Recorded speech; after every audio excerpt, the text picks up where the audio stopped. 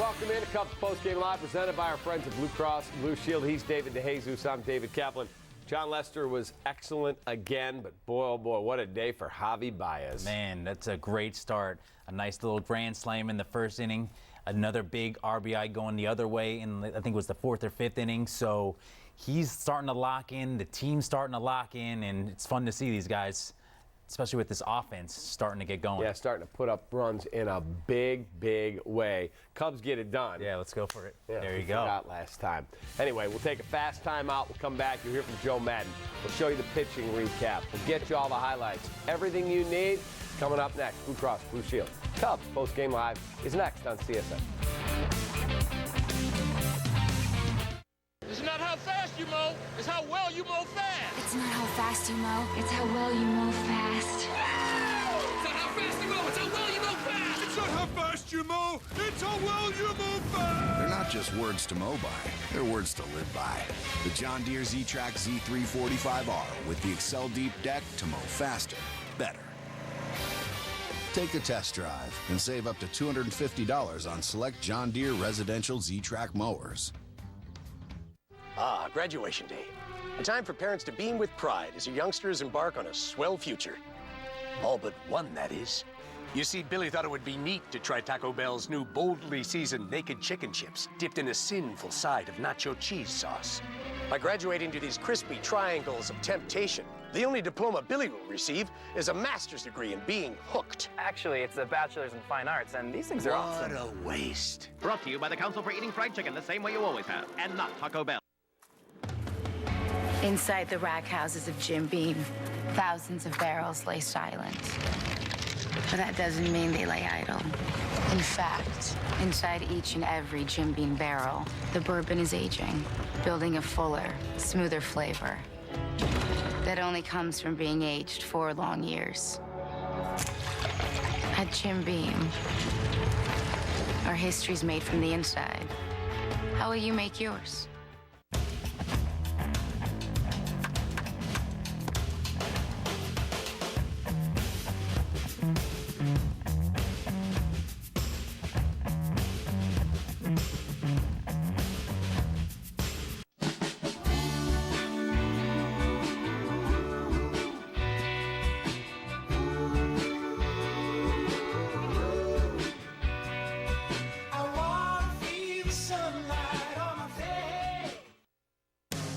Cubs baseball on CSN Chicago is brought to you in part by Southwest Airlines. Yes to low fares with nothing to hide. That's transparency. Your Chicagoland and Northwest Indiana Honda dealers, as reliable as the cars themselves. Xfinity. Xfinity X1 will change the way you experience TV. Toyota. The Toyota Time Sales Event ends May 31st. Hurry in today. Toyota, let's go places. And by State Farm, here to help life go right.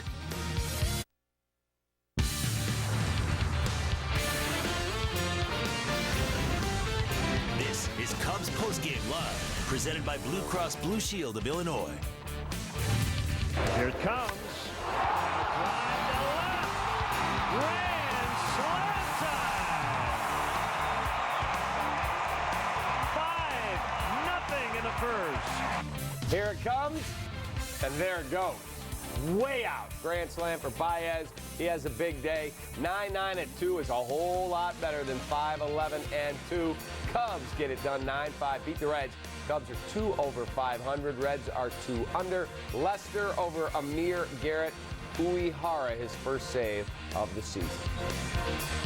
And welcome in. Cubs Postgame Live rolls on, presented by Blue Cross Blue Shield of Illinois. He's David DeJesus. I'm David Kaplan. John Lester looks really, really good. Yes, he's back home. He's feeling comfortable.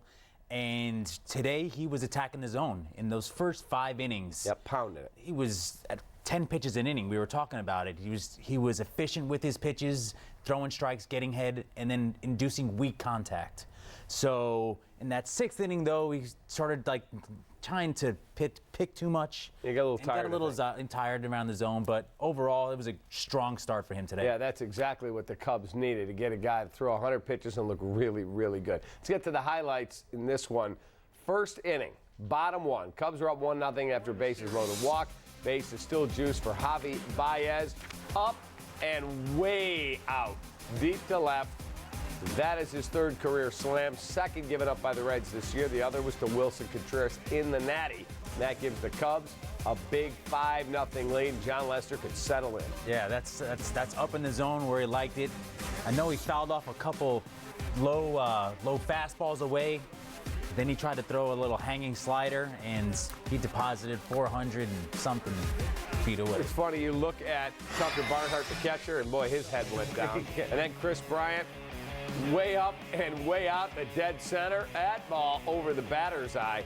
That was crushed. Yeah, that's my key performer today, doing his thing, getting that win for me. He did. But look, his swing is so powerful, so quick, and that was center cut for him, and he did exactly what you're supposed to do when the ball's down the middle. Yep. Hit it right out to center. Yep, go right up the middle with it, and it went out. That was his 8th of the season. After a Javi Baez RBI single made it 7-0, John Lester up with a couple runners on. Hard to believe this guy was such a struggling hitter when he first got to Chicago. Just missed. I mean, just missed the deep fly. Duvall makes the catch. Lester thought he got all of it. Even John Lackey thought it was gone. Dude, I thought that was gone. Especially the wind blowing out. That was his time to get it done. He'll take the sack fly. Yeah, he's just thought killing you got him. it, bro. Killing him. 2 batters later, Ben Zobrist bounces one through the right side of the infield. Nice. Baez hustles around to score. It is 9-0 Chicago. Yeah, Zoe's swing is looking good right now. Nice and short to the ball. He's confident, and it's a quick swing right now, and it's good to see that thing back. Yeah, that pitch was up, too. Yeah. In the 7th, the Reds are going to be able to get back into this game, or at least get on the board. With 2 on, former Cub Arismendi Alcantara singles home a run. He was one of the Cubs' pretty good prospects back in the day, but they traded him in a deal with Oakland. And then later in the inning, Hector Rondeau pitching up Billy Hamilton with a ground rule double to score another. That makes it a 9-2 ball game. Yeah, those pitches are right down the middle. And they were just hitting the spots, getting the singles. You know, what can you do? And then Zach Cozart with an RBI ground out. And then Adam Duvall singles to center, and all of a sudden it's 9-4, and you're like, okay, enough is enough. Yeah. But John Lester was magnificent this afternoon. The bullpen did enough, and the Cubs get the victory. Time for our Elk Grove Village pitching recap. Take a look at the numbers right here. Amir Garrett had a rough day. He went 4 innings, 5 hits, 6 earned, a grand slam to Baez. He had 5 Ks, 4 walks through 80 pitches. John Lester, really good. 6 innings, 6 hits, 3 earned, struck out 5, walked just 1, and threw 96 pitches. He could have stayed in there, but why when you've got a big lead? Yeah, you don't want him coming out of the game and giving up 3 or 4 there in that situation and feeling down on it. You want him to stay confident. He was only at 96 pitches there, so I think it was a good takeout by Joe Maddon. I didn't mind it at all. Rest him. You don't need to push it here. Yeah, it was 9-4. They were cruising pretty much. Yeah, when he came out, I think it was 9-1. Yeah, it was 9-1 at that point. So it was there's no reason. Clearly in hand, and yeah. Lester had real good stuff, and he really pounded the bottom portion of the zone. Yeah, he was pounding it with his big curveball and also his changeup. His strikeout percentage on changeup is 18.4% this year. He used to not have that pitch. Yep. Now it's a pitch where he's throwing his cutter, he's throwing his sinker, and now he has one that's going straight down. So you have to cover all the zones. Am I going now. there? Am I going here? Oh, God, he got me there. Absolutely. Home is where the heart is for John Lester. Home split since last season. Check these numbers out, courtesy of Chris Kampka. 12-2 in 20 starts, an ERA a dirty 181, and 134 in a third innings, which is a very large sample size. 134 1 innings, yeah, he's proven a lot, and you want to see him at Wrigley Field. That's what you want to do. Yeah, you want him on the mound like he was in Game 5 last year in the World Series. Time for our Gerber Collision and Glass play of the game. We give that to Chris Bryant, who had a mammoth home run to straightaway center, measured in at 450 feet, according to StatCast. That ball was crushed. Yeah, that was a no-doubter. I think once Amir threw that pitch, he was like, He gave that little pound in his glove. He knew it. He knew it was gone, and that's Chris being Chris right now, and that's a great win. I'll take that key performer. I'm up 8-2 now. Easy now. I think it's like 7-3, to be honest. Oh, it's 7-3. All right, time for a break here. Cubs Postgame Live presented by Blue Cross Blue Shield. Coming up, Javi Baez shows off his cat-like reflexes. The grand slams are becoming routine against the Reds. We'll explain when we return.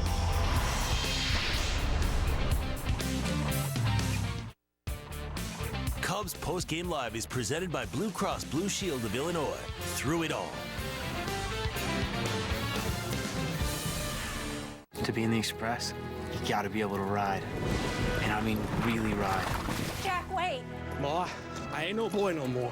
You don't know what's out there. It's dangerous. This is something I have to do, Ma. But the job only calls to a man who has what it takes. You take this, and you go west as fast as you can.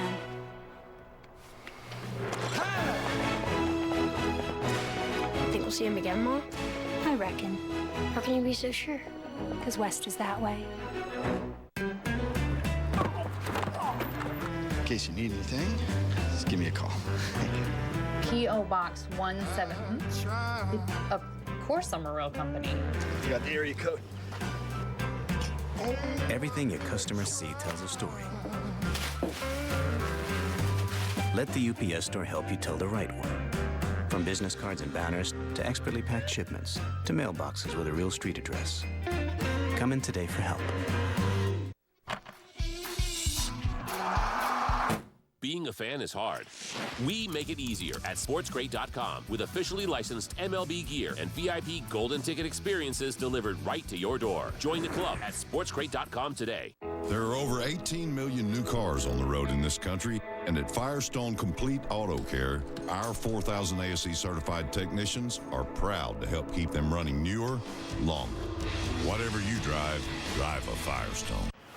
Now playing on DirecTV Cinema. For me, it all began with a boy. His name was Ethan. We spent every day together. Oh, whoa! Sorry, that was Bailey. You should teach your dog some manners. My time with Ethan was coming to an end. Good boy, Bailey. And then it happened. I was back again and again. How was I going to get back to him? Sometimes the journey home. Have we met before? Is an adventure you never forget. A Dog's Purpose. Find movies kids love on DirecTV Cinema.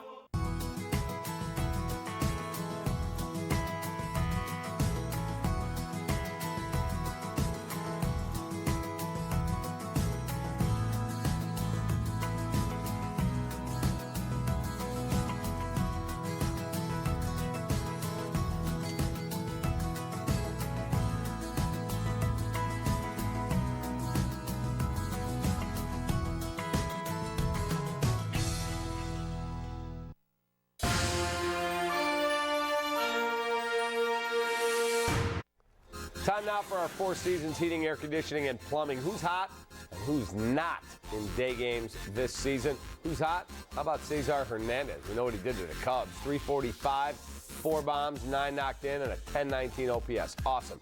Who's not? Evan Longoria. Give your paycheck back. 149 batting average, 21 Ks, a 416 OPS. He's hitting a 5 double plays, you rally killer. All right, welcome back to Cubs Postgame Live, presented by Blue Cross Blue Shield. He's David DeJesus. I'm David Kaplan. Let's take a look at our UPS store taking care of business player of the game. We're going to give this one easily to Javi Baez, his 3rd career grand slam in the 1st inning, added an RBI single in the 5th, finished 3 for 3, 5 RBIs, and 2 runs scored. Yeah, that was it. That was the big swing of the game. 5 in the 1st, and you knew the way John pitched in the 1st early in the game, it was going to be his game. So that was that big moment.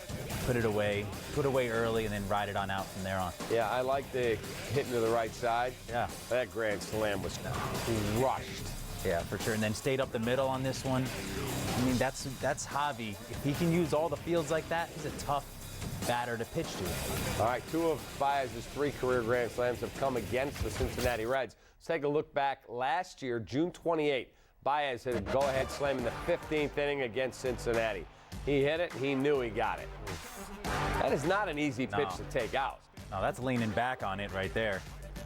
Leaning back knowing that it's gone. But he knows when he hits it, he knows he has the power that he can leave any field. So he just leans back and just watches it take Majestic. on. Yep. All right, Javi also turned in a nice defensive play, and he gets our James & Sons Fine Jewelers Fielding Gem. Top of the fourth, Scott Schebler with a grounder to the right side. Baez ranges to his left in short right field. Spins, got him at first. He makes it look so easy. Yeah, it's like he's practiced that before, but he just believes in his glove.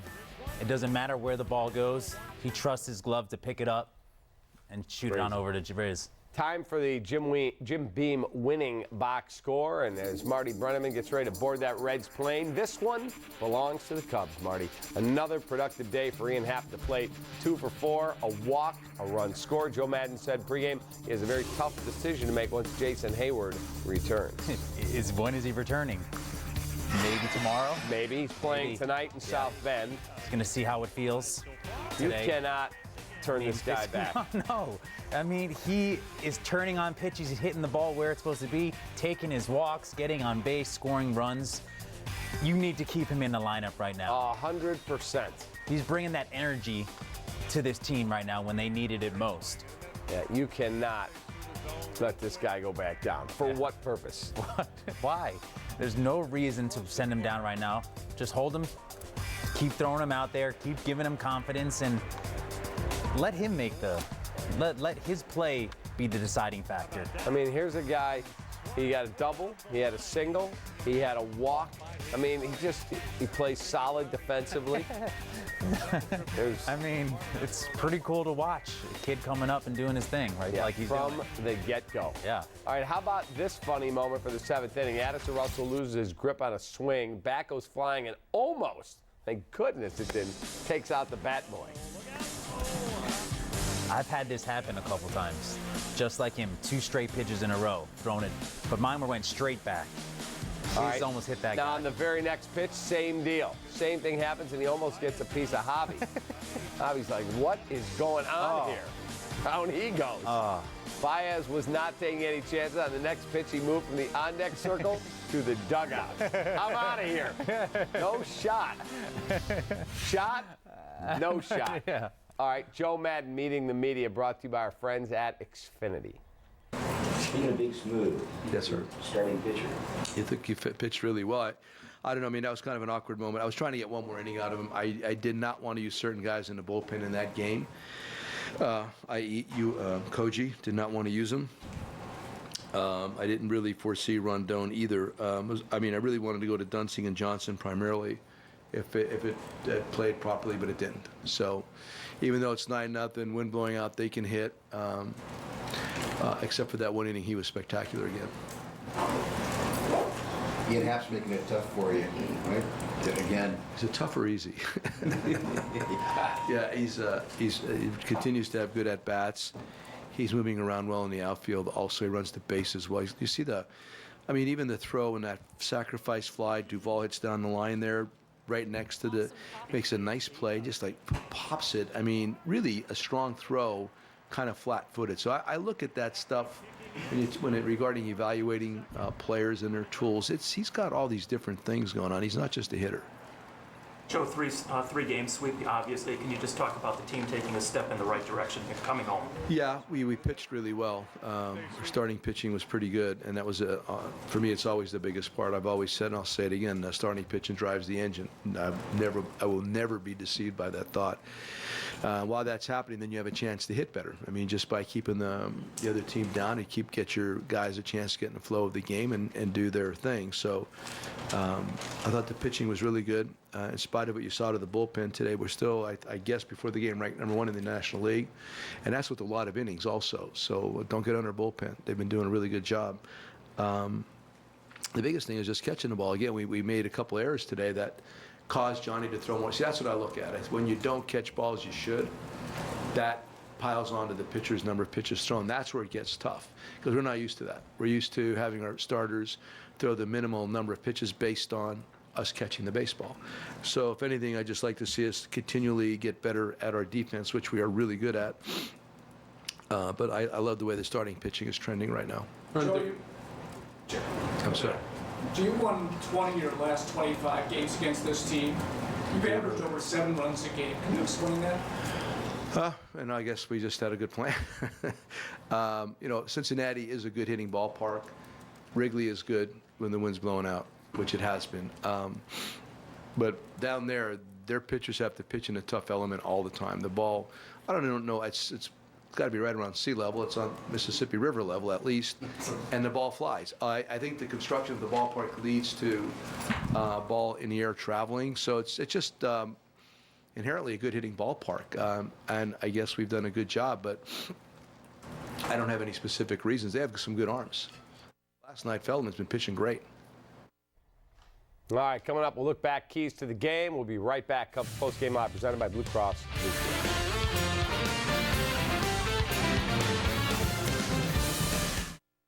We'll always brew our beer to have more taste and be less filling.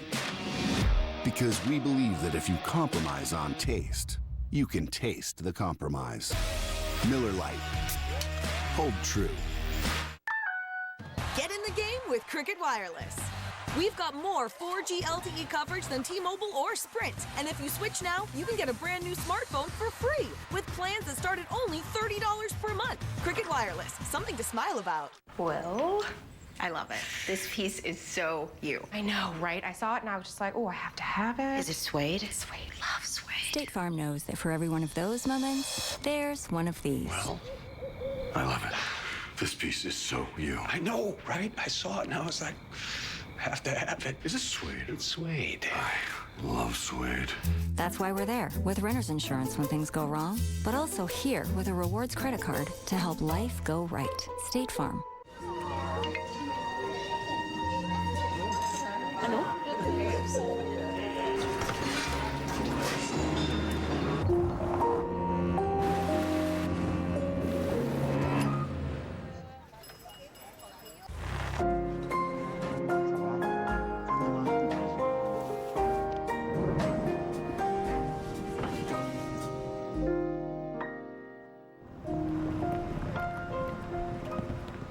Menards, home improvement means saving big because right now you'll get an 11% rebate on everything, even sale prices. Update your bathroom with Mansfield. This Summit toilet is $105.91 after rebate. Or choose the Denali toilet for $177.11 after rebate. Save big on Pace vanities. This Carnegie vanity is only $137.06 after rebate. This Murano vanity just $203.81 after rebate. Stop waiting and start saving with an 11% rebate on everything, even sale prices, now at Menards. Save big money at Menards. Welcome to Elk Grove Village. Our growing industrial park is the largest in North America. It makes sense. We're close to O'Hare, major highways, and rail lines, putting us first class in business class. We appreciate that a strong business park means a high quality of life for village residents. It's what motivates us to be beyond business friendly. Elk Grove Village, makers wanted. Cubs fans, show your team pride with Cubs checking, an official Cubs MasterCard debit card only available at your local Wintrust Community Bank. Go to wintrust.com/Cubs. Learn more. Member FDIC. All right, take a look at our keys to the game recap. David came up with these. It's all sponsored by Blue Cross and Blue Shield of Illinois. And you look at the keys from before the ball game. Don't let Zach get cozy. Did a pretty decent job with Kozer. He got 2 hits today, but they kept him in the yard. Correct. You know, he's one RBI, really so well. He wasn't a game breaker. No, he kept him in the yard. That's fine. All right, and then can John cook off a win in advance of Anthony Rizzo's cook-off for cancer event that you and I will be at tonight? Yes. And John did just that. He did his job. He was excellent. Yes, we got a big lead early, and he cruised for the win. 6 innings, 6 hits, 3 runs, all earned, 1 walks, 5 punch-outs, no homers, and the ERA now up 3.57. Let's hear from the big left-hander, John Lester, at the podium. I don't think it's meant to happen. Day late, $1 short. Do you continuing to feel better? It seems like a trend now with Blackie and versus yesterday. You started pitching more like this. Yeah, I mean we're doing better. You know, like I said in St. Louis, I feel like the weather weather's helping out. You know, when we get out there and it's warm, and you know, other than it blowing out at 30 miles an hour, you know, the elements are nice for us. You know, you can get a good sweat going. You don't have to worry about it being 40 degrees and warming up in the dugout and all that other stuff. So, yeah, I mean, I think we're trending in the right direction, which is good. You know, I think we've hurt ourselves on some free passes, and we've been able to minimize those here in the last, you know, however many games. So this was a good series, and you know, hopefully we can just keep it going on this homestand. John, when you pitch long enough, you're going to pitch from ahead, you're going to pitch from behind, but when you get the run support early like you did today, what does it do for a pitcher to be more comfortable on the mound? I mean, I think when you are fortunate enough to get the, you know, the 5 runs that we got, what was in the first or second, whatever it was, I think it just allows you don't have to be as fine. You know, you can go back to halves as opposed to, you know, attacking on corners. You know, and that's when it can get you in trouble, especially a day like today where, you know, a walk and then a 2-run homer can change your whole day. So, you know, we were able to just go right back to, you know, to getting ahead, strike one, and putting them kind of on their heels a little bit. Still a very aggressive team, and there were some first pitch swings that, you know, through today that I didn't really expect, but we were able to, you know, to kind of go back and forth on the off speed and the fastball to get them off balance. So, yeah, I mean, the run support, yeah, you just go back to being on the plate. They're saying, here, hit it. You guys are gonna hit your way back into this game. You're not gonna walk your way. So, you know, that's kind of how my mindset's always been. If you're able to get those, you know, a lot of runs early. You've seen a lot of the kids come up and hit the ground running. I mean, I guess you're probably not surprised the way Haps fit in so seamlessly to this point. Yeah, he's just like the rest of the guys. I mean, he's a ball player. You know, he gets in there, gets dirty. You know, was it first game, second game, he takes a guy out of second base, and he plays the game the right way. He's quiet. He goes about his business. He knows what he knows what he's good at. He knows what he needs to work on. He goes out there and goes about his day-to-day business. So, just along with the rest of the 20-something-year-olds that we have in there, and, you know, he's been a good addition for us here lately. I think he's been a little bit of a spark plug for us with at bats and playing defense, and what he plays center field for the first time the other day. So, yeah, it's been good. And like I said, it's not surprising at all to see another 22-year-old kid come up here and succeed and you know, do it the right way, which is even better. All right, time for one final break. When we return, we'll look at tomorrow's matchup with the Brewers that you'll get here on CSN.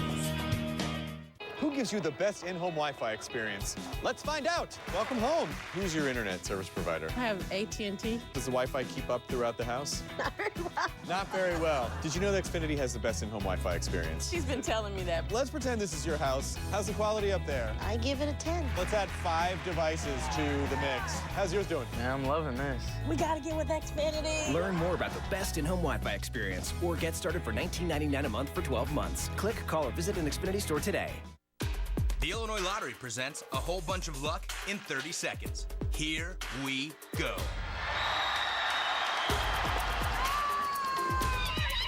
That's a long way. Oh! She did it! Oh!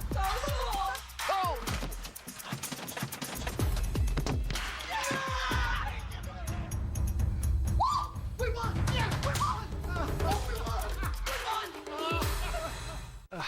No bars. Oh no, looks like somebody needs a new network. When I got this unlimited plan, they told me they were all the same. They're not. Verizon has the largest, most reliable 4G LTE network in America. It's basically made for places like this. Honey, what if it was just us out here? Right. So I ordered you a car. Thank you. You don't want to be out here at night because of the coyotes. Okay, thanks, bud. Bye. Be nice to have your car for some shelter. Bye. When it really, really matters, you need the best network and the best unlimited. Just $45 per line for 4 lines. Announcing Hyundai's Better Than Ever sales event. Come in now for the biggest savings in our 30-year history on select new Hyundais. Like up to $5,000 total savings on the 2017 Santa Fe Sport. Really? Wow. And every new Hyundai comes with an amazing warranty. America's best warranty. Hurry in before the best offers in Hyundai history are, well, history. Better is the reason to buy Hyundai. Better Than Ever is the reason to buy now. Lease the Santa Fe Sport for $149 a month or get up to $5,000 in total savings. Visit buyhyundai.com today. Check out the pitching matchup for tomorrow's Game 1 of a 3-game series with the Brewers. Eddie Butler, who was impressive in his last start. Paolo Espino makes his big league debut for the Brewers. Pretty good numbers down at AAA, but he's a 30-year-old guy, so he has not gotten to the bigs yet. And you see Eddie Butler's numbers from a week ago. He looked good last start. In St. Louis. Yeah, mid-90s fastball, got it up to 97, 98 miles an hour. He was throwing a lot of strikes, pounding the zone, pounding the corners, and was able to put some guys away. And he had 3 walks mixed in there, but he was able to limit the damage, get out of tough situations, and it was a big start for the Cubs. Yeah, that was a big start because they needed somebody to give him a little bit of length. Yeah. The bullpen was a little beleaguered, and he got the job done for the Cubs. All right, we're out of here. We're back tomorrow, 12:30. We'll be right here in this studio for you with our pregame show. Thanks for watching Cubs Postgame Live, presented by Blue Cross Blue Shield. For David, I'm Cap. We'll see you tomorrow.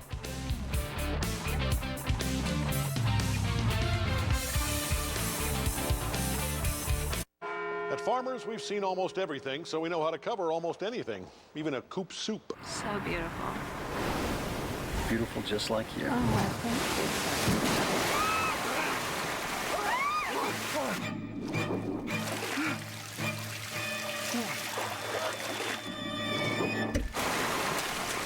And we covered it November 6, 2009. Talk to Farmers. We know a thing or two because we've seen a thing or two. We are farmers. Bum, bum, bum, bum, bum, bum. We, the device-loving people, want more than just unlimited data. We want unlimited entertainment, so we can stream unlimited action, punch unlimited robots,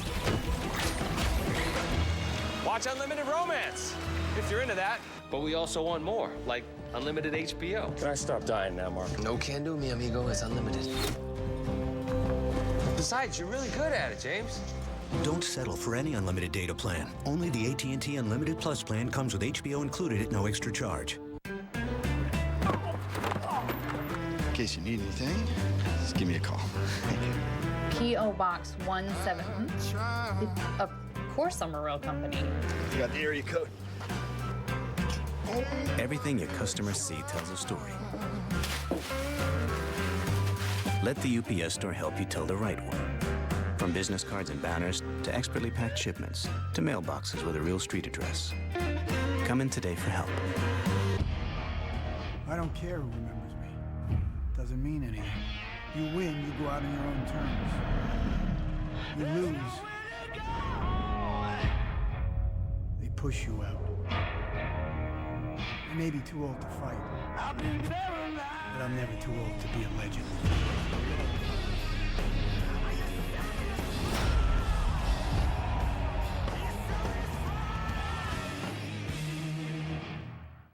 Hi, this is Dean Collins, operating partner at Gerald Nissan. Now's the time to come get that new or pre-owned Nissan from Gerald Nissan. We have the largest inventory ever, the best sales staff, and the most aggressive deals. Come see why Gerald Nissan customers have awarded us the Dealer Rater Dealer of the Year Award, and Edmunds has just given us the 5-Star Dealer Award as well. Our customers are happy, and you will be too. Gerald Nissan in Naperville and I-88 in Orchard Road. Gerald Nissan's always a better deal, I guarantee it. We now join the following program already in progress. It was exciting, you know, and I think that games like that, they're big moment games where I think that players look forward to, they relish, especially the players that they brought in. And I think that, when you look at in the end of the day, the performances of the individuals, I don't think that you can look at any guy and you can just say, well, he had an off night tonight. I think it was a great team performance. They took advantage of an opportunity in front of a packed stadium. They played great soccer, especially the second half, and it was a great win. And I think I agree with Paul. Now it's important to continue that in the game coming up, I think, tomorrow night, because you're not going to have the same kind of atmosphere or build up to the game. And I think this game even becomes that much more important, to make sure that there's no letdown. Yeah, let's look at some of those beautiful highlights from against Seattle this past Saturday. As Veljko Paunovic said, the smiles are back in Bridgeview in Chicago. But first 15 minutes, there was some nervy moments. But then in the 25th minute, Nemanja Nikolic draws the penalty on Alfaro. And then you just see it here, this long ball, and obviously very casual clearance there by Jones. And then Nikolic always there to jump on that loose ball. And obviously, they make them retake that PK. They called encroachment. I don't know. We'll talk about that a little bit later.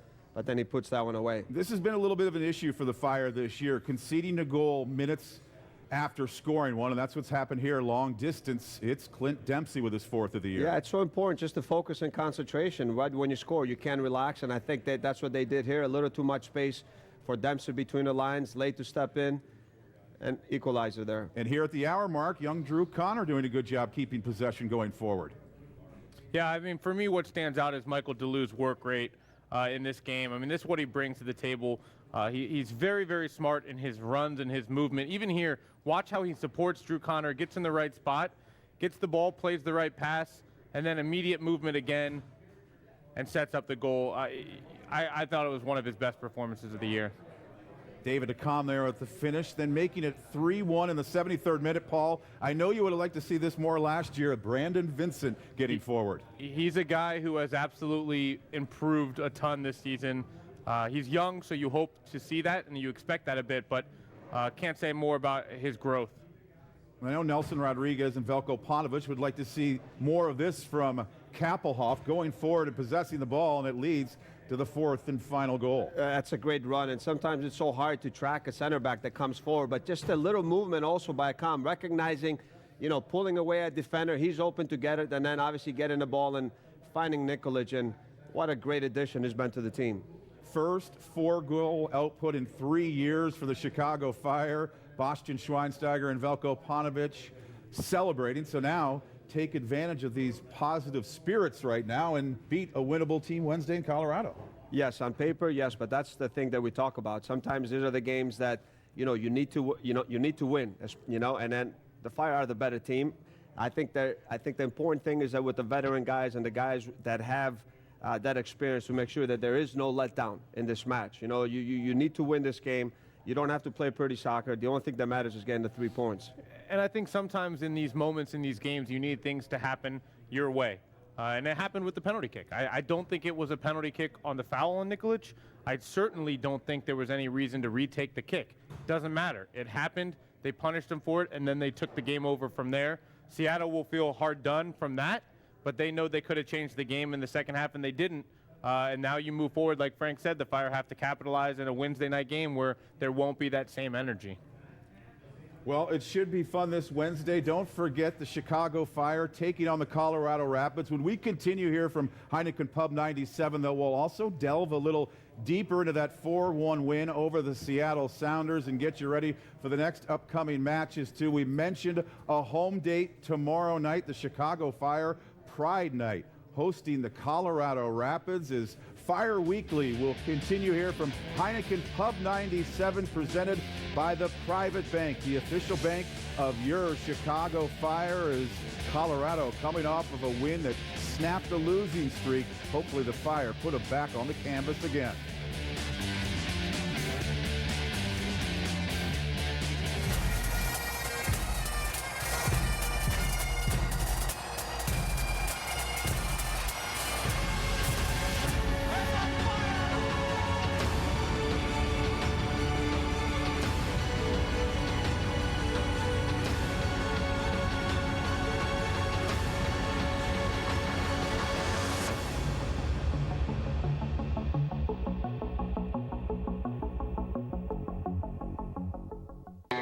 Heineken tastes perfect every single time.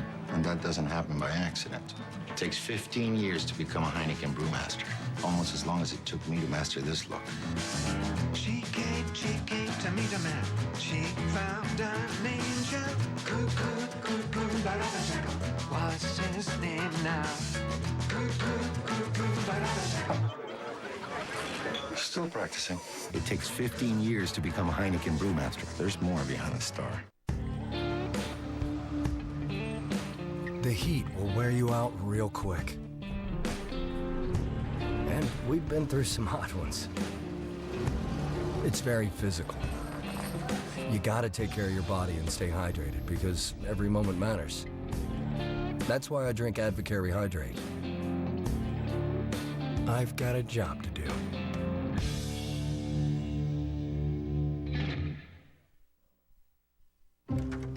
John, you're home. What's going on? It's this paint, Valspar Reserve. Nothing stays on the wall. Not anything. Not any of these things, John. Right, Valspar Reserve. Super stain resistant and scrubbable. And this color, still perfect. Yeah, looks great, Val. How much coffee have you had? 3 cups. 4.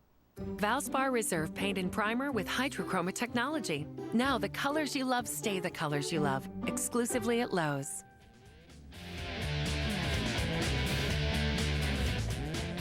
Yeah, I mean, these are big games for the club. I mean, national television, sellout crowd, you know, bright lights, night game.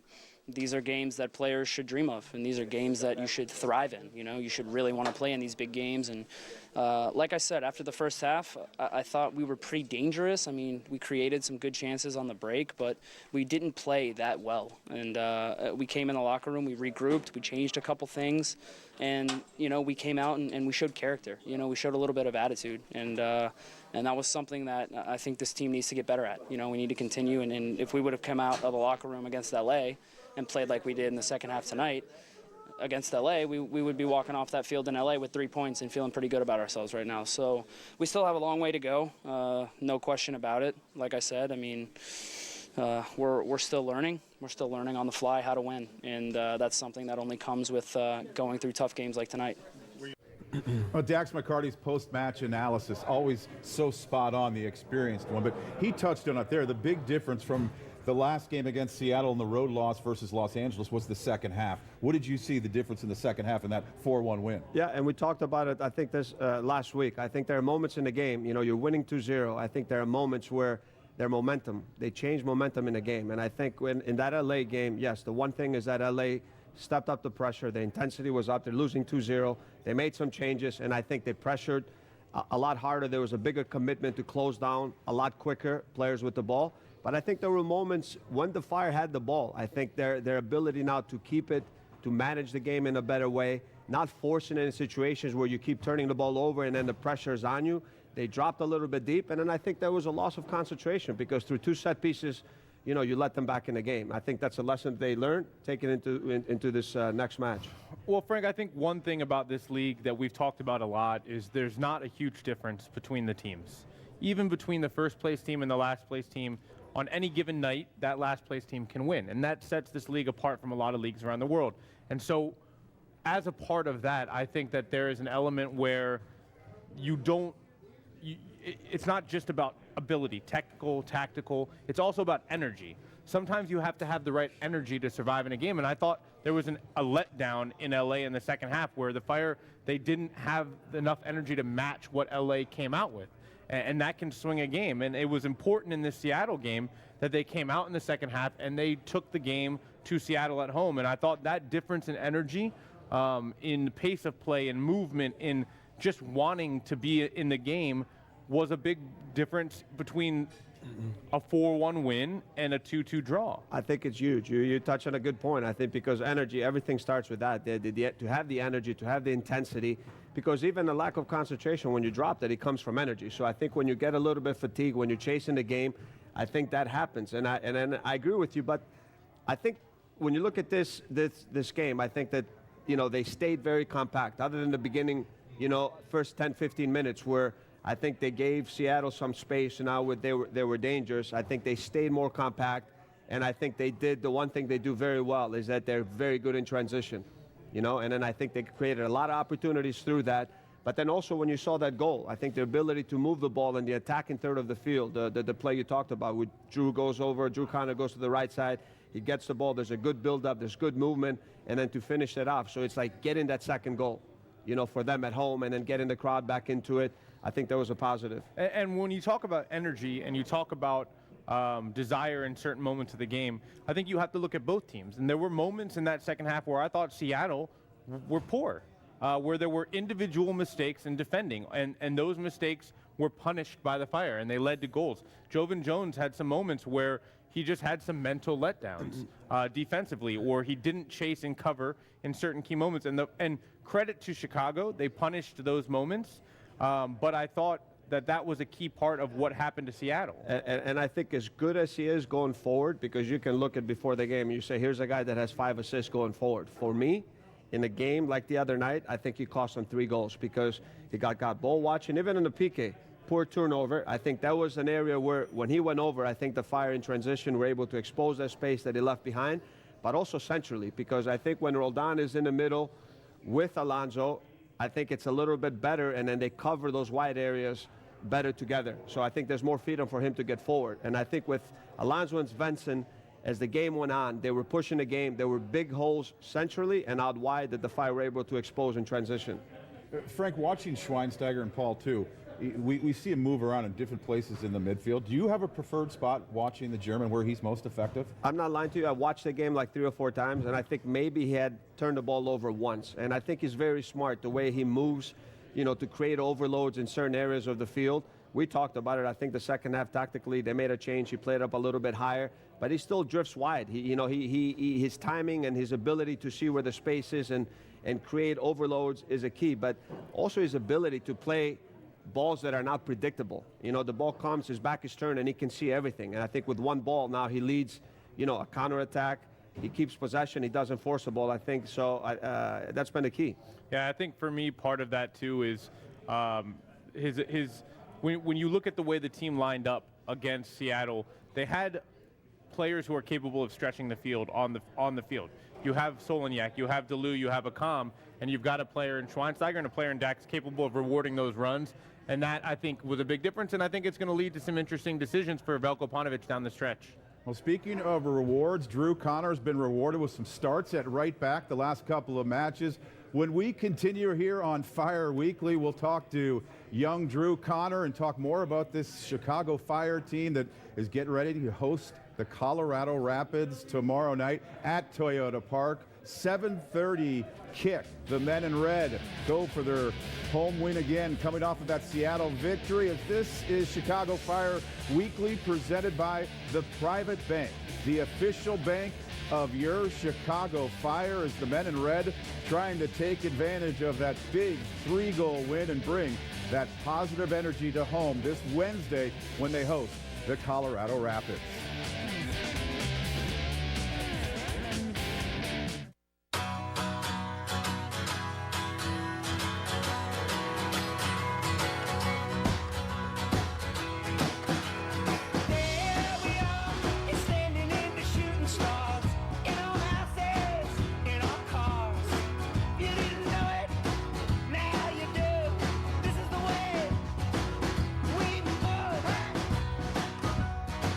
Test drive the new Mini Countryman sports activity vehicle today at your local Mini dealer.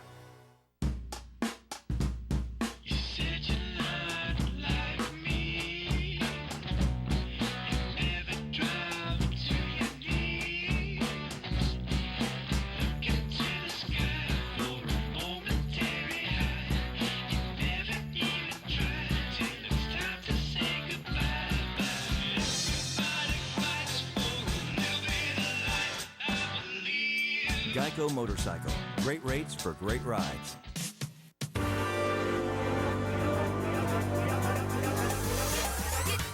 9 out of 10 of our drivers recommend their cars. Now their words are part of our very fabric. The 2017 Mitsubishi Outlander and Outlander Sport. Max Matson Mitsubishi's thanks a million sales events. 0% APR, 36 to 72 months. Stackable APR rebates topping $1,500. Cash buyers save $5,500 to $7,500 in rebates and discounts. Tonight tonight on CSN. Hawk and Wimpy are back together again on the call. You can put it on the ball. Yes! That's strong right there. Coverage begins at 8:30. White Sox Mariners series sponsorship presented by Echo Outdoor Power Equipment. Thursday on CSN. Texas native Arturo Alvarez faces his former team as the Fire head back home to host FC Dallas. Coverage begins at 7 with Chicago Fire pregame. Thursday on CSN.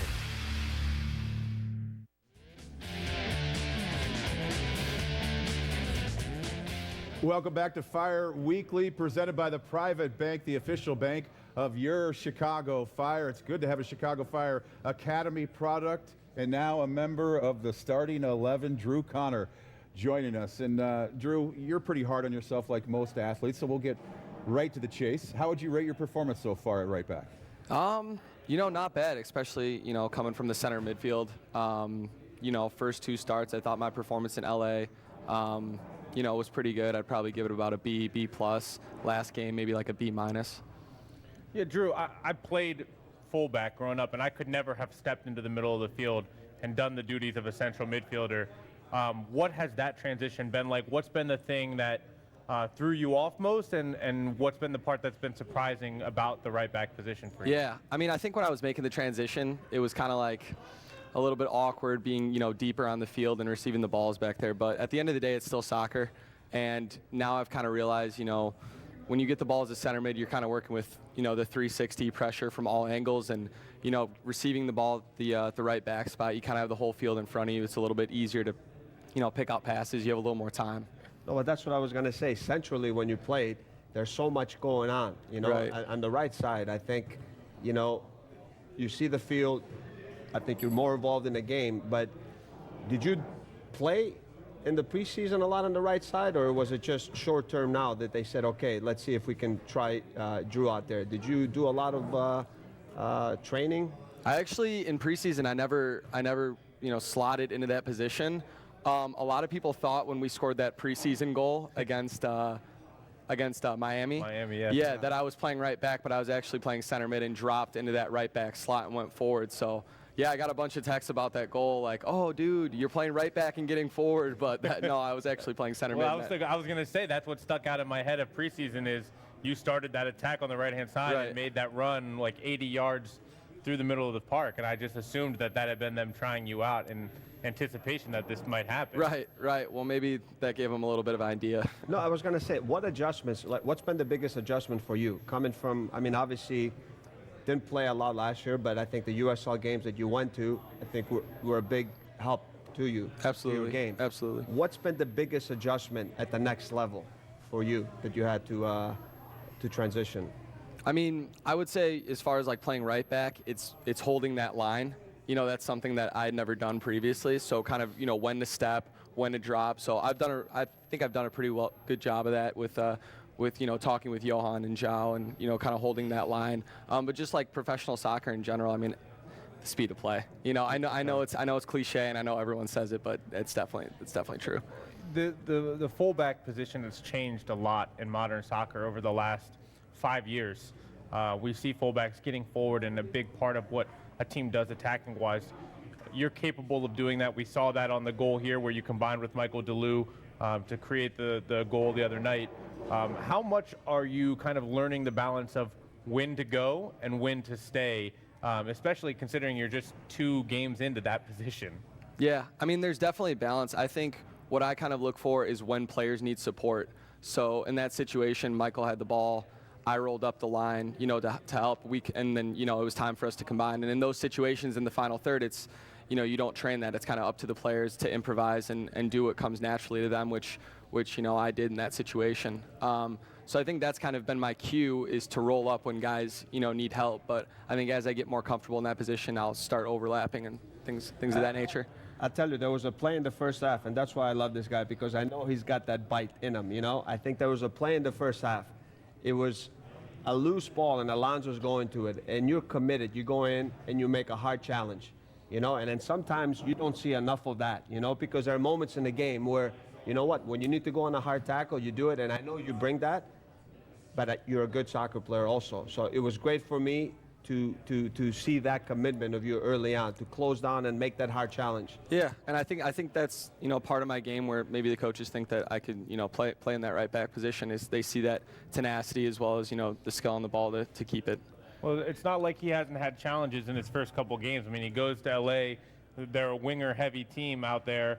You match up against guys like Boateng, and then coming to Seattle, Jovan Jones running at you, you know, one of the fastest players in the league, definitely the fastest left back in the league. So the challenges have been there from the off. And then he chooses to go get stuck in on who? Ozzie Alonso, a guy a lot of guys probably shy away from in a 50-50 situation. So I loved it. I loved it. Set the tone early, you know? Set the tone early. That's for me. Do you feel like you had those tests early on? Do you feel a little bit more confident in yourself, considering some of the guys you've matched up with in the early going? Yeah, absolutely. I mean, look, it wasn't easy. You know, the first two games coming into the first two starts, and you look at the other team's left flank, you know, pretty stacked. So, yeah, I mean, it was a good challenge. You know, I did my best with it. And well, for me, there was a moment in the first game where you stepped to Jovan early and he goes by you with speed. The second time I saw you step and kind of drop off and say, you're not going to do that to me again. How has that learning process been, and what has been maybe the biggest lesson you've learned of how to approach guys in those situations? Yeah, I mean, I remember that play. It was like the first 5 minutes of the game, and man, that guy's fast. But I think it was more of my timing on getting out to him. I think I was a little bit late getting out to him in that play, which forced me to kind of press him too fast and allowed him to go by me. So I think, like, I watched video today with Marco, and I think in that situation, had I left my spot like maybe a second or two earlier, I could have slowed up and been able to stay with him. So things that, you know, I'm still learning on the way. We'll keep chatting with Drew Connor when we continue here from the Private Bank and Heineken Pub 97. As Drew Connor and the Chicago Fire getting set to take on the Colorado Rapids this Wednesday night. A crucial home match as they try to keep those positive vibes going after the resounding 4-1 victory over the Seattle Sounders. Come celebrate. It's Pride Night as well at Toyota Park, as we'll continue on the other side with Drew Connor.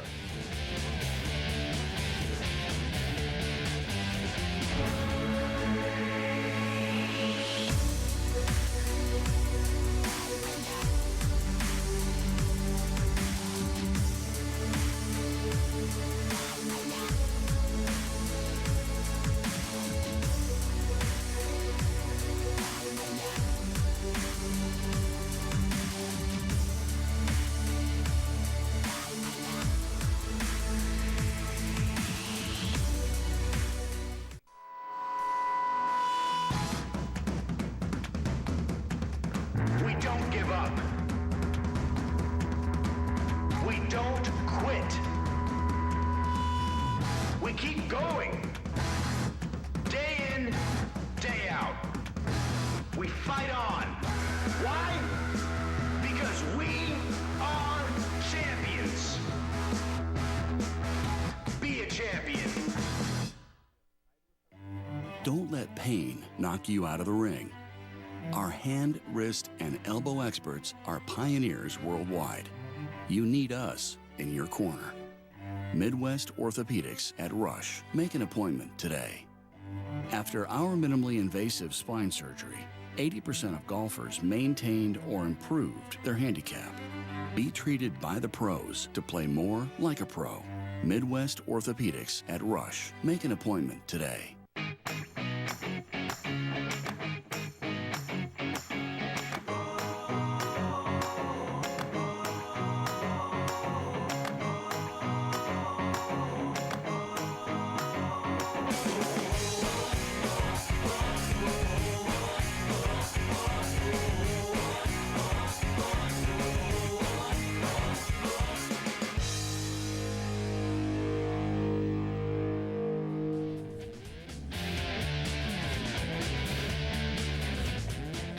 Welcome back to Fire Weekly, presented by the Private Bank, the official bank of your Chicago Fire. Hunkered down here inside Heineken Pub 97 with the usual fellas and the newest star of the show, young Drew Connor. And Drew, I think a lot of times we forget, we being the media, the sacrifice that professional athletes make, not just today, but in their younger years. And I heard a good story about you. It was junior year.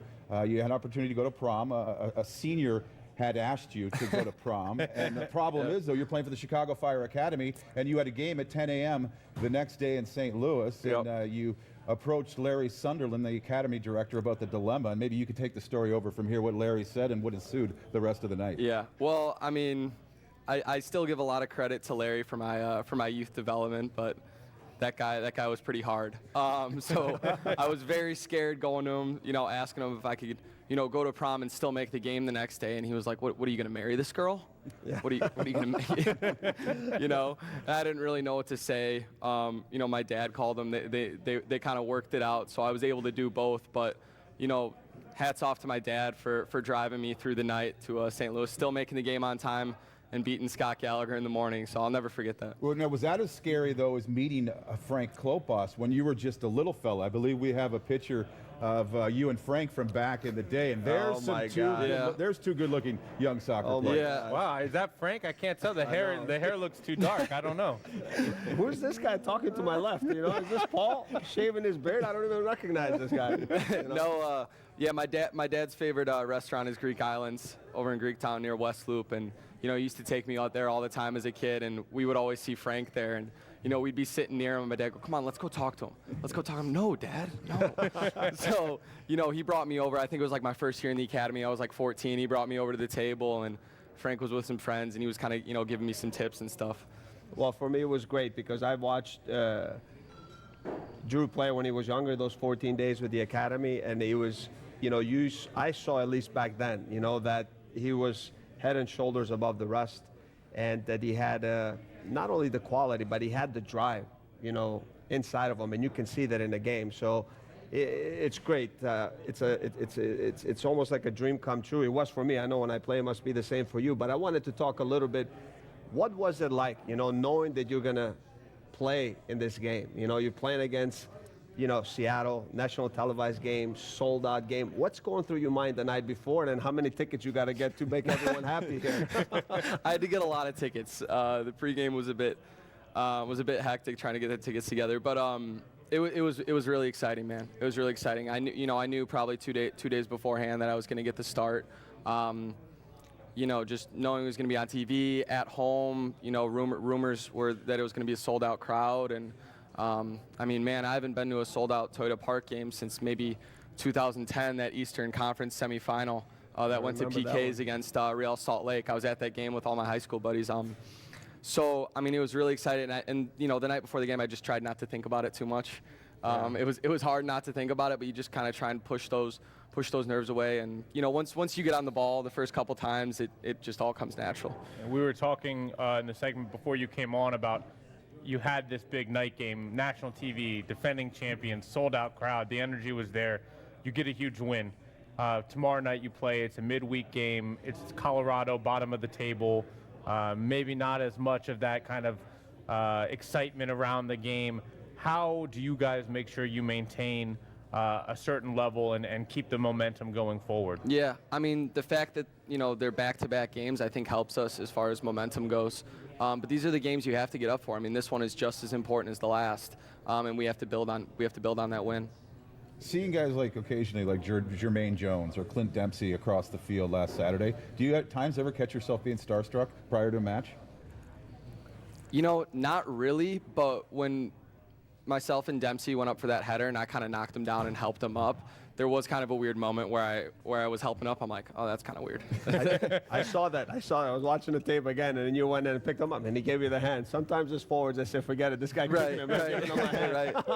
Well, there might be some moments, I imagine, in your own locker room or at training the first time Bastian Schweinsteiger walks in that you say, if you didn't already know you're a pro soccer player, when a guy like Schweinsteiger's on your team, it's that moment of recognition, I'm sure. Yeah, absolutely. But he was just so cool and warm towards all of us. So the adjustment was pretty quick with him. But definitely my first year, having watched David and a lot of these guys who've been on the team for a while, when you first jump in preseason, you're kind of looking at me like, man, I'm playing with these guys now, Who talks the most in the back there, or is it Dax and Schweinsteiger in the middle? Is there someone, that's kind of the leader there in the back line that's kind of helped you in his 2 matches that you started? You know, Lamson's been great, and Johan's been next to me. So Johan probably talks to me the most out of anybody. I would have never figured. He's been so quiet. This guy would have said, that's the one guy I would have said, there's no way, you know?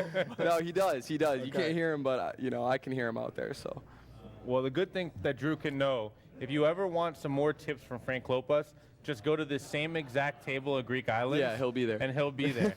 He needs no tips. The kid has worked extremely hard, and for me, I think he's been rewarded, and the coach has shown tremendous confidence in him, you know, playing him and starting him in 2 really difficult matches, you know, in LA and in this game. So I think, you know, that's all the confidence he needs. Appreciate it.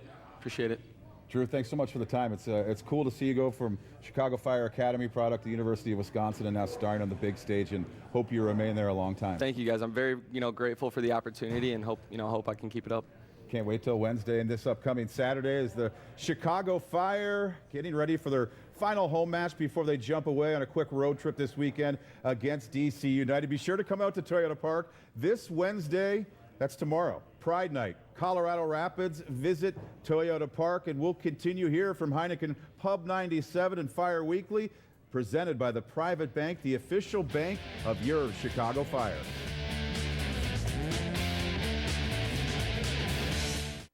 Get into the pole position for savings during the Roarman 500 tent sales event. Intense savings are at Arlington Nissan as we race to sell 500 new Nissans. Right now, lease a 2017 Rogue for just $135 a month with $39.95 due at signing. Bob Roarman. Bob Roarman's Arlington Nissan, just east of Route 53 on Dundee Road. Another monumental season comes to life with MLB Extra Innings on DirecTV. Catch the biggest moments from baseball's best all season long. Follow your teams, favorite players, no matter where you are. And with MLB.TV included, you can watch nearly 90 live games a week on your favorite devices. That's every milestone and miracle on the screen of your choice. Order MLB Extra Innings on DirecTV. At Mike Anderson Chevrolet of Maryville, we make car buying fun. Want to have some fun today? Come to Mike Anderson Chevrolet, and we're going to make you smile when you test drive a new Cruze, Malibu, or Silverado. Come to our showroom and find what makes you happy. Lease a Cruze LS for just $129 a month. Lease a Cruze hatchback for only $149 a month. Or lease a Cruze LT for just $159 a month. Visit Mike Anderson Chevrolet in Merrillville at I-65 and 61st Avenue. Mike Anderson Chevrolet, Chevy Giant. See you soon. Did you know that the average funeral can cost more than $8,300? I didn't want my family burdened with the cost of my funeral, so I called Final Expense Direct and got a policy of my own. For as little as $1 a day, Final Expense Direct has policies that can help pay the cost of your funeral. Plus, you'll get this free family relief guide. There's no medical exam, and my policy can't be canceled. Call now for a free quote. Call 800-672-6157.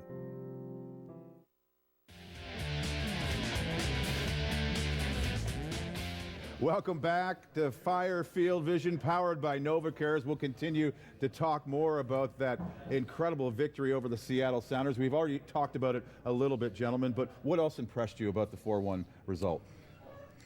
I mean, a lot, you know, but I think that I think the Fire were still great, and I think they're an excellent team in transition. And I think every time I think that they stay more compact, and then they let the other teams, you know, push the game. And then once they win it, now they have the ability and the movement and the pace, you know, especially the last game when you played at Com. You had Solniak, you had DeLu and Nikolic, and then the ability of Schweinsteiger and Dax, you know, through that movement to pick the right pass out of the back. I think they are deadly. Yeah, you know, a lot of times people talk about possession numbers and possession stats, and I'm a possession guy as well, but this is a team that's capable of beating you in transition. That's the theme that we'll show in these clips here, and it's not too big of a surprise. It's what Dax McCarty did with the Red Bulls. They were a counter-pressing team. It's about being able to find the right passes at the right time, and I think that was a theme that came out multiple times in this game. So let's take a look at some of the clips from this Seattle-Chicago game, and we'll see. Look at this pass right off the bat from Dax McCarty. That is a pass that beats two lines of Seattle defenders, and it sets up a great opportunity for the Fire. That's the kind of pass that Dax McCarty has used his entire career. And then again, I think Seattle's in a low block here, and it's all about the movement. I think Nikolich's ability to draw both center backs, and then the recognition of Akam and the ability of Dax to make that pass was fantastic. You know, and obviously here, quick transition. I think that Seattle gets caught sleeping a little bit, and a common pace is deadly. And again here, you see the Fire. Schweinsteiger picks up the ball, turns, and immediately they're in transition again. David Akam's speed, and Nikolic with a great run in between the center backs, just not able to finish it with his left foot. But what was the theme in all four of those clips that we saw of those moments, those opportunities? It's about transition play. It's about the passing ability of Dax McCarty, of Bastian Schweinsteiger. When you win the ball, you get your head up and you look for those runs in the movement. And I think a big difference for this team this season has been, or in the last couple of weeks, when you put players on the field that are capable of making those vertical runs to be available for those passes, it changes the team. David Akam, he can do that. Lucho Solaniak, he can do that. I think Nemanja Nikolic is becoming much better in his vertical movement than he was when he first arrived in MLS. He was a pure box striker. He's starting to recognize that type of movement will get him on the ball more often. And then I think Michael Deleu coming into the team is another guy with very, very smart movement, and it's rewarding this transition play. It's rewarding the passing ability of Dax McCarty and Bastian Schweinsteiger. No, I agree with you. And then I think the one thing with Nikolic, and we saw in that clip, you know, his ability and with his movement to occupy both center backs, and then the recognition on that play was Akam, you know, that saw the space. He made a diagonal run. You know, I think his touch could be better. But what you know, his ability to see the space, make the run, and then obviously the delivery to be there. But I think those four players, and then their ability they're so dynamic. You know, they're hard, their movement, their understanding is getting better. You have guys now with the quality to make those passes. Both outside backs, we both saw Vincent now join up. They get wide, they provide that width. You know, their ability now when there's pressure, you can play balls back to them, they can keep it.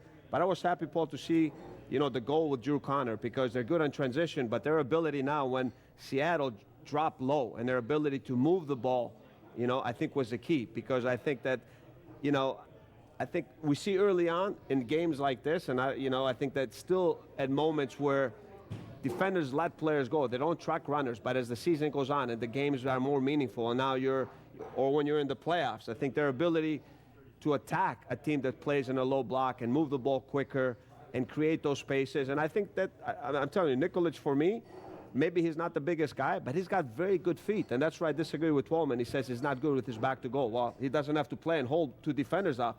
He moves, technically he's good, he can combine, he can lick up play, and then he's always looking to move and make those runs in the box. Well, we talk about being able to play and beat teams different ways. That's very important, especially in this league where it's so hard to win on the road. And when you talk about the playoffs, an ability to play two different ways is a big part of that. You know, you look at the Red Bulls, that's why I think that they lost to Montreal. Montreal was able to sit deep and beat you on the counterattack on the road, and then also to be able to play with the ball and Piatti at home. And I look at this Fire team, and I start to think there are some similarities there where the strength of this team is in transition, and maybe the best form of this team attacking-wise is the way it lined up against Seattle, where you have Deleu, Solaniak, Akam, and Nikolic on the field at the same time. What does that mean? Well, that means that you're looking at Dax McCarty, Juninho, Schweinsteiger, and only two of those players can be on the field. Maybe there's some interesting decisions to be made here about when you're on the road, you use those three in the central midfield to be on the ball more, to try to slow the game down. When you're at home and teams are dropping deep on you, and then to be able to attack, to go with more of an attacking team in games where you are on the front foot. I think there are some chances to play differently depending on who you're playing, the situation, where you're playing. You start to now have options if you're Veljko Paunovic, and some tough decisions to make as well. I agree, and I think that there's different characteristics and quality of players, and I think Pano's always talked about being tactically adaptable to different situations, and I think that's what we've seen, because even in this game, you know, they switched tactics the second half.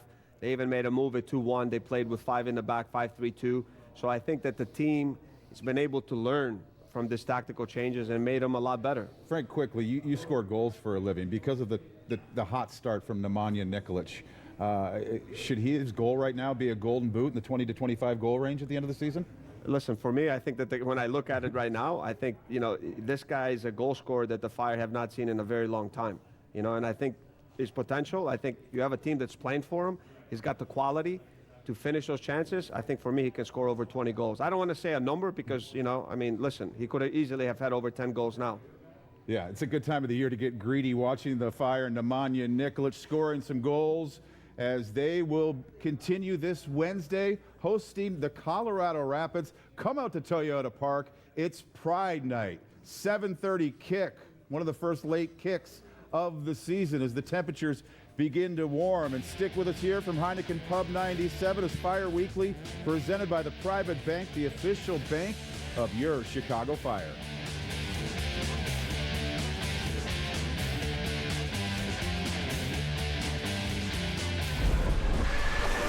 What's more powerful than the winds of a Cat 5 hurricane? An Echo backpack blower. So, yeah, it'll clear a path. Power on and on. John, you're home. What's going on? It's this paint, Valspar Reserve. Nothing stays on the wall. Not anything. Not any of these things, John. Right, Valspar Reserve. Super stain resistant and scrubbable. And this color, still perfect. Yeah, looks great, Val. How much coffee have you had? 3 cups. 4. Valspar Reserve Paint and Primer with Hydrochroma technology. Now the colors you love stay the colors you love. Exclusively at Lowe's.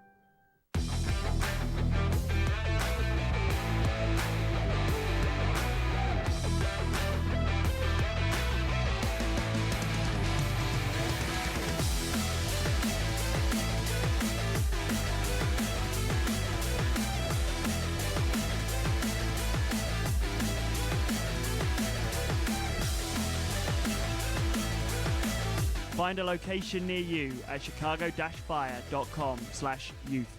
If you have recently suffered an injury or had surgery, let the experts at NovaCare Rehabilitation get you back to an active lifestyle. Our comprehensive programs deliver the highest level of physical therapy, hand therapy, sports medicine, and work health rehabilitation. Our highly skilled therapists develop individualized treatment plans to exceed your expectations. So, don't live in pain. To request an appointment today, visit novacare.com. NovaCare, the power of physical therapy. The blades of a combat chopper spin at 380 RPMs. Not even close to an Echo trimmer. Now that's shock and awe. Power on and on. Welcome back with the fellas as today's match day primer is presented by Valspar, official paint of the Chicago Fire. And we take a look at the next opponent, the Colorado Rapids, who, yes, gentlemen, they picked up the 3-0 victory over San Jose, their first win in 10 weeks. It ended a 5-game losing streak, but you were not impressed even though they finally won a game.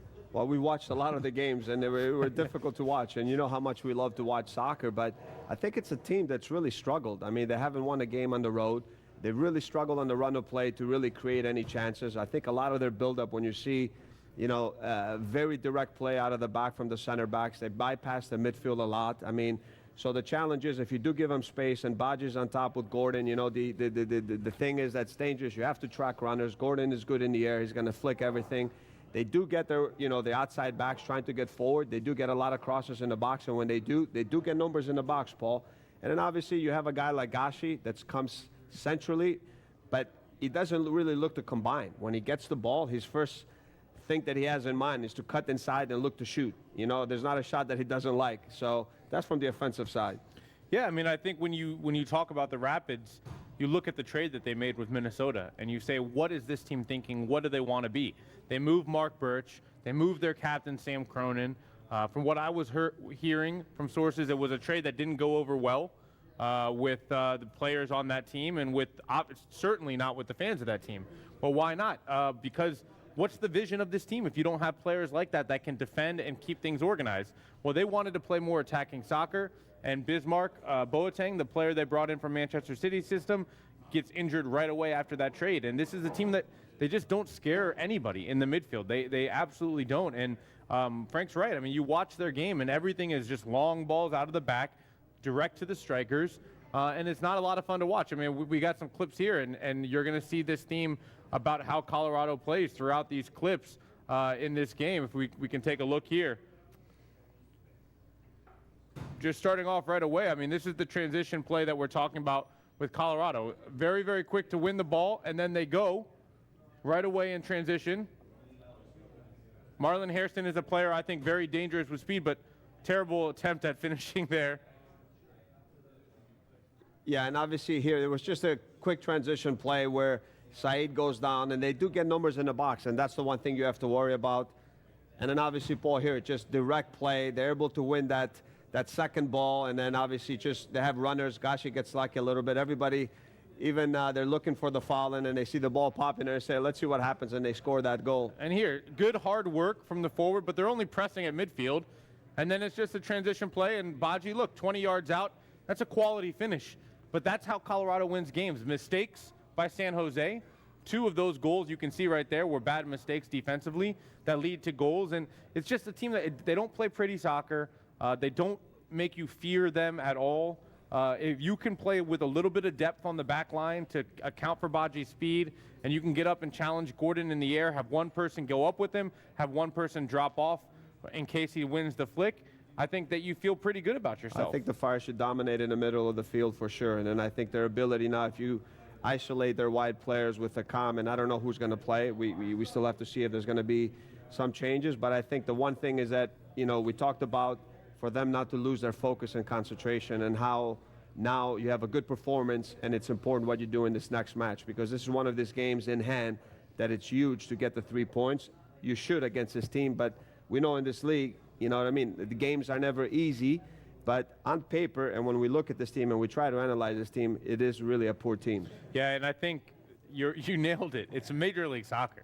We're on TV right now talking about how bad Colorado is, and they could come out tomorrow and play unbelievable soccer. I mean, that's how this league works when you least expect it. So that being said, the Fire have to know that about this league, and they have to come out and play well. They can't come out and say it's the worst team in the league and not worry about it, because this is the type of league where Sporting Kansas City goes to Minnesota and you know, gets beat 2-0 by a Minnesota team that people had a lot of problems with. It happens all the time in this league. You think one team is one way, and they come out one night and they play another. Yeah, and then look, they do have Tim Howard there, who's one of the best goalkeepers ever, so you know he's always going to keep you in the match. Their center backs, Watt is an athletic guy. Burling has been playing. He's an experienced guy, doesn't have the pace, but I think if Schober comes back, he changes things. But you never know. They're playing away. They might sit in and look to counter. So I think that the Fire really have to be focused and make sure that they concentrate for 90 minutes. This is a game, Frank, where you have to put your chances away early. Do not allow a team like Colorado to hang around in the game and be able to strike you once on transition. Because they are capable, if you make a mistake, we saw in the highlights, to pick up the ball and score goals. Gordon has scored a lot of goals in this league. Well, and they're a team that has given up 5 goals in the last 15 minutes of games, 10 out of 12 goals in the second half. So what that means, I mean, you know, they get stretched as a team, they lose focus, they lose concentration. I don't know if fitness is an issue, but they do give chances away. And the Fire have so much quality, so I do agree with you. You know, put your chances away, and then you can have a nice, relaxing night.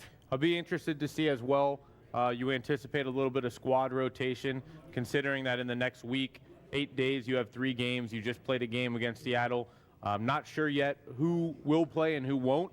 Haven't been out to training this week, haven't talked about Kopanovic, but I would anticipate there's some kind of squad rotation, and anytime that happens, the expectation has to be high for whatever players are stepping into the lineup to not allow a drop-off in performance. Wouldn't you anticipate more rotation, though, Wednesday? Because 2 reasons. Saturday is a conference game, and also there's a dragon that still needs to be slayed called the Road from the Fire.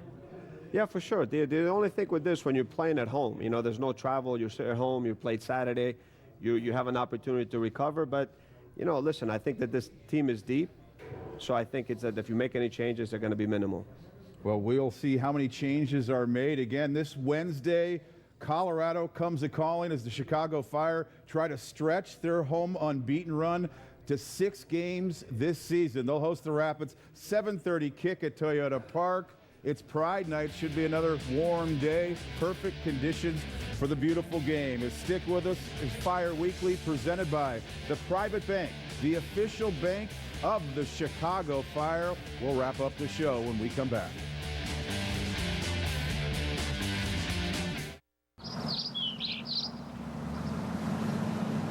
Hi, can you help us with a tough shed storage building? Would you like something like this?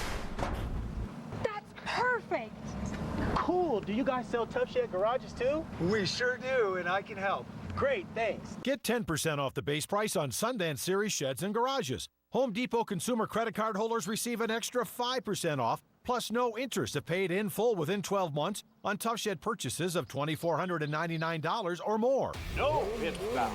We're saving folks big money all the way to the checkered flag.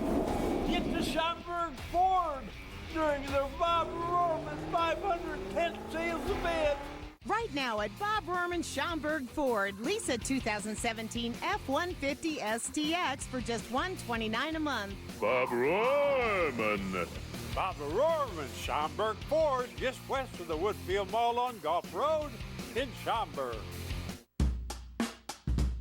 You said you're not like me. You never got to your knees.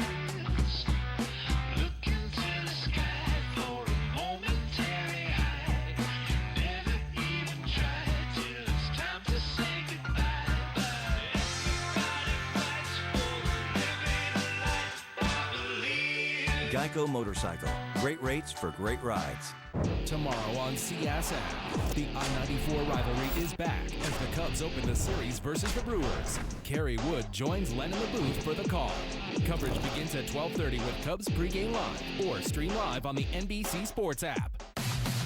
Thursday on CSN, Texas native Arturo Alvarez faces his former team as the Fire head back home to host FC Dallas. Coverage begins at 7 with Chicago Fire pregame. Thursday on CSN.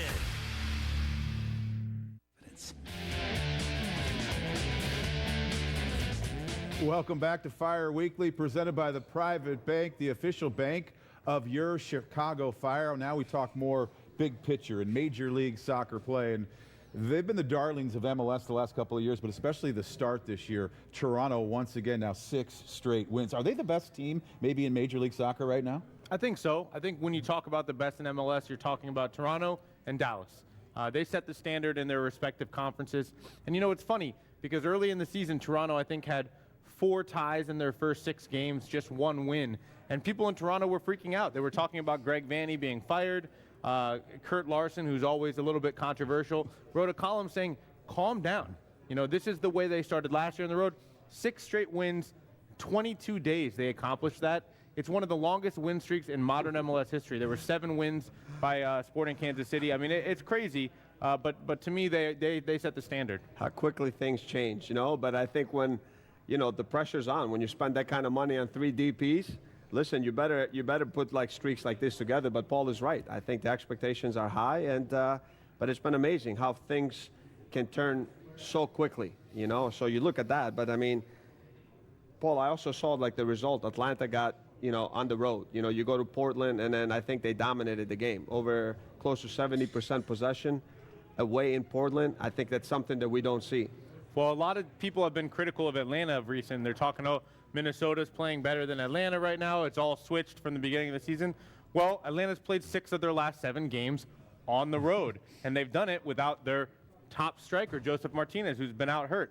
They're about to come home and play a few games at home. I think that'll even things out. And with Atlanta, you're going to have to wait till September. They play 5 games at home in a row in the month of September, late in the year. I think that's going to be a huge boost for them. But Atlanta as a team, if we look at the Eastern Conference standings here, I mean, this is a really, really tight race, and Atlanta's right in the thick of it. I mean, outside of Toronto, 25 points. Look at this race now. Columbus on 19 points to Chicago in 6th place on 15 points. 4 points separating 2nd from 6th. And then you look at where the Red Bulls are with 16 points, and it's 6 points separating 5th place from last place in the East. It's crazy. It's going to be a tight race. You're right. Powers have shifted, I think, to the East. But, I mean, you talk about how unpredictable things are. L.A. goes to New York, faces the Red Bull, and then they win 3-1. But for me, I also want to talk, I mean, like the record that the Fire have had at home. They haven't lost a game here over a year. I think the last game that they've lost was against Montreal.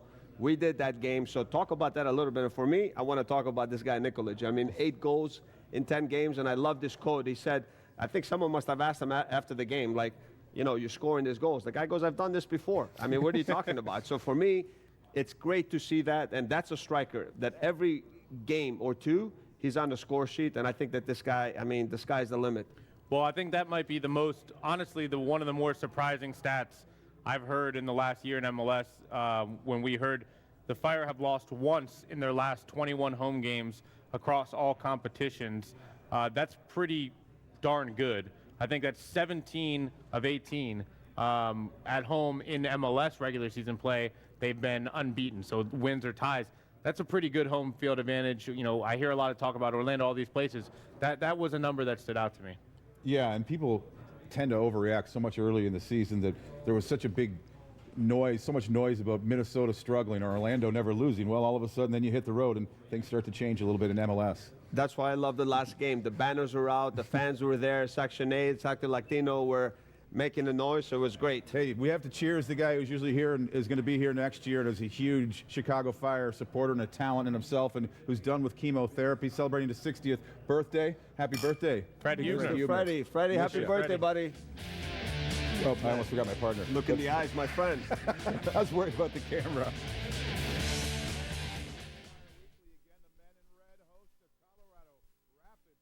Do you watch stuff on that thing? Yes. Well, have you heard about Full Screen? Sounds familiar. Full Screen is a subscription video on-demand platform and app available right now on your phone. We got comedies. And we've got dramas. Whoa, that's a lot. It is a lot.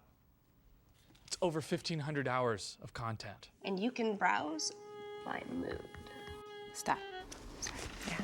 Eligible AT&T wireless customers can get Full Screen on us for 1 year, plus stream an app without using your data. Mike Anderson Chevrolet of Chicago invite you to celebrate with us and see the best of the best. Chevrolet has received 9 awards from J.D. Power. And we have the award-winning vehicles in stock and ready to roll. Visit our showroom and test drive the leaders today. Buy a 2017 Chevy Trax LS for just $16,996 and save $4,900. Visit Mike Anderson Chevrolet in Chicago, 1 mile west of the Kennedy on beautiful Irving Park Road. Mike Anderson Chevrolet. The Chevy Giant. See you soon. A home is where life is lived. The unmistakable beauty and performance of Unilock pavers and walls enrich the quality of outdoor living, where perfect settings and cherished moments become memories that last a lifetime. Live life beautifully with Unilock. Our CSN baseball double dip continues later tonight. After getting swept in Anaheim, the White Sox head to Seattle to start a 4-game series against the Mariners. We'll have White Sox pregame live for you at 8:30. Then Hawk and Wimpy, Tom Paciorek returns to the booth. They'll have the call from Safeco just after 9. Nothing like a home series against the Reds to get the Cubs back on track. They finish off a sweep of Cincy thanks to Javi Baez's first inning slam. So are all of their woes behind them. Plus, LeBron James and the Cavs get rid of that rust in a hurry. What rust? They blow out the Celtics in Game 1. Will either the Cavs or the Dubs lose before the NBA Finals? And Jimmy Butler's one more good season away from becoming a very, very rich man. Should he stay or should he go? Sports Talk Live, you should stay.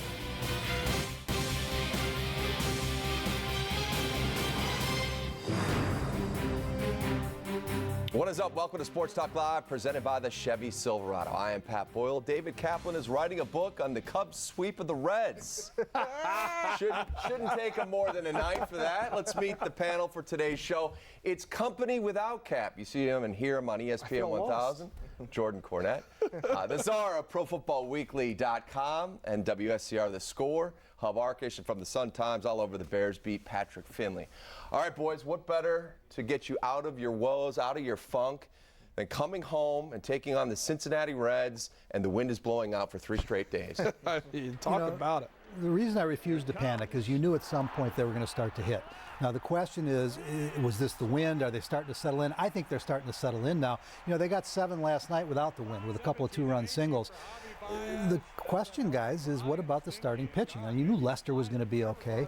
I'm not sold that Jake Arrieta is some mechanics issues, and if that's what it is, then you got problems. Yeah, and I think really it's Butler is the solution as the 5th starter. Arrieta is really the only question mark. I mean, you look at Lackey's been good as of late. Yep. Lester's been good as of late. Hendricks has been good as of late, and maybe this is the turning point. A 10-game homestand.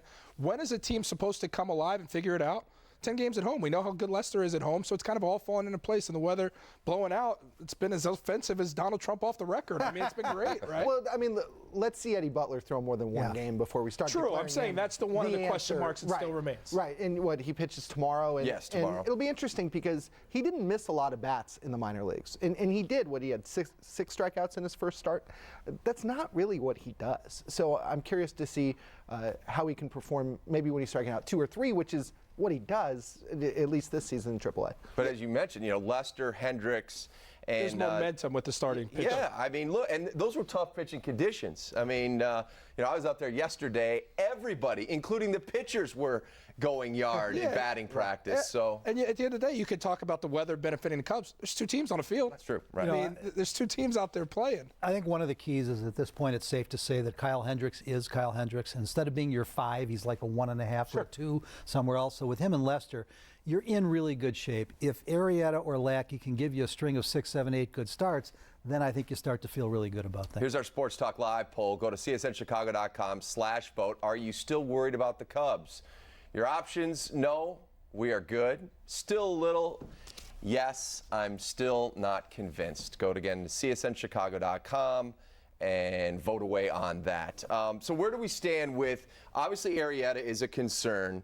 The hitting certainly came alive, a couple of 9-run games, a 7-run game, and the young guys coming through. Baez with a huge performance today.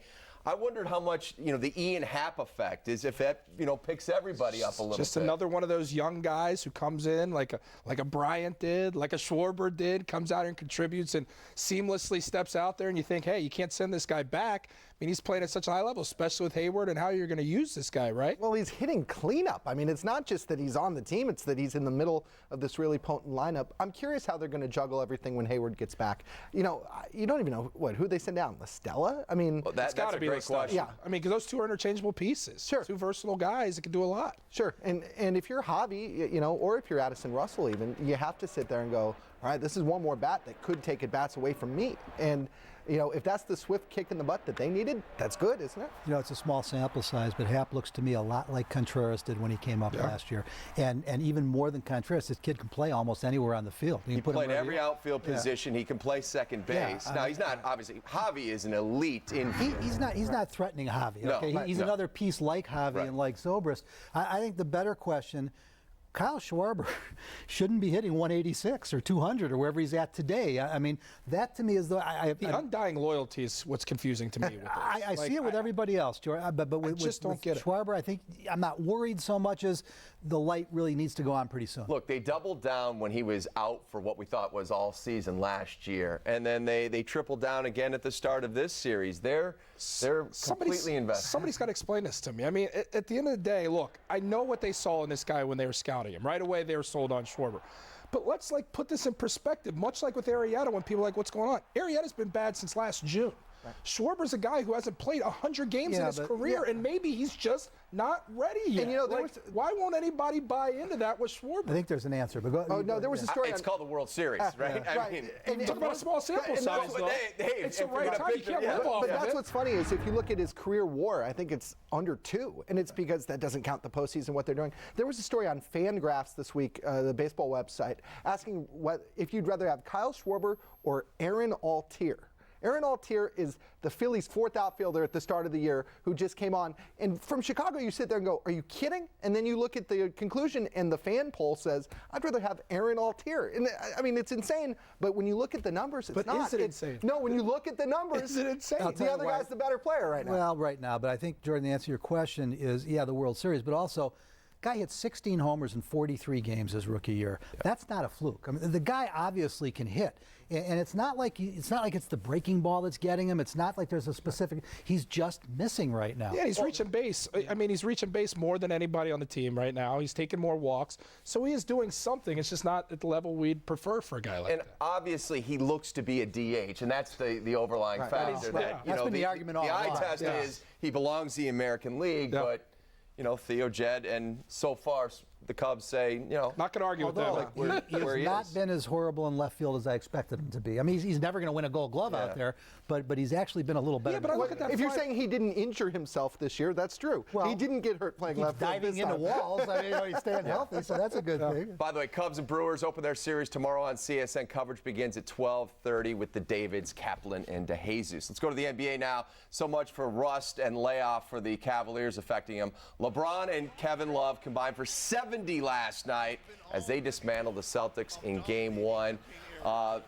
Does this series, how it goes down, impact how Danny Ainge handles that top pick overall and the timeline of matching up with where LeBron is at the end of his career? Yeah, of course, Pat. I think if this is a sweep, I think the sense of urgency elevates itself, and they feel like maybe we do go get a Gordon Hayward or a Jimmy Butler immediately so we're ready for next year. But then you can also argue, what's the long play? LeBron's not going to play forever. Maybe we do get a Markelle Fultz, and maybe this is the guy to build a long-term future with. I mean, what it comes down to is right now, the Celtics, they're not equipped for this matchup. I mean, if Rajon Rondo's healthy, the Bulls sweep the Celtics potentially and are playing the Cavs here. So the Celtics are still light years behind. This series is going to be a swift one.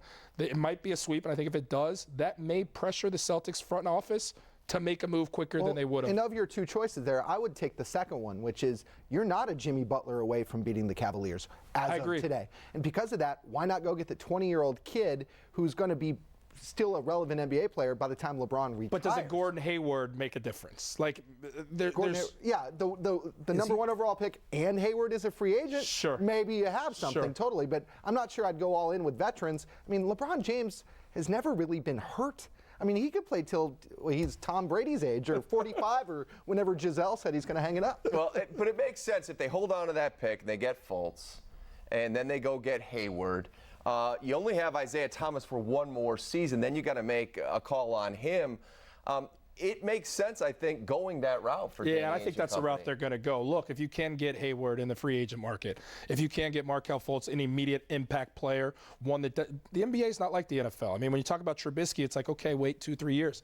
Fultz, you put him in the lineup, he's ready to play right away. So this team does get incrementally better and can compete with the Cavs as soon as next year if Fultz is who we think he is. And I'm a big believer in this guy at that point guard position or that off guard spot. The versatility to play two spots makes this team dangerous. Well, and where he fits well with Isaiah is that, you know, I'm not sure you could have played Ball and Isaiah together, but Fultz and Isaiah together makes perfect sense. Jimmy Butler was named third-team All-NBA today. What do you think Butler will command on the trade market? What are Pax and Guard looking for in return? I think they're looking for that top pick. I mean, I think just the top pick and a player, though, right? And a player. I mean, the guy's one of the top 12 players in the NBA. I mean, he's a third-team guy. He's getting better every season. He is coachable despite what's gone down here. He's a guy that players in the league like.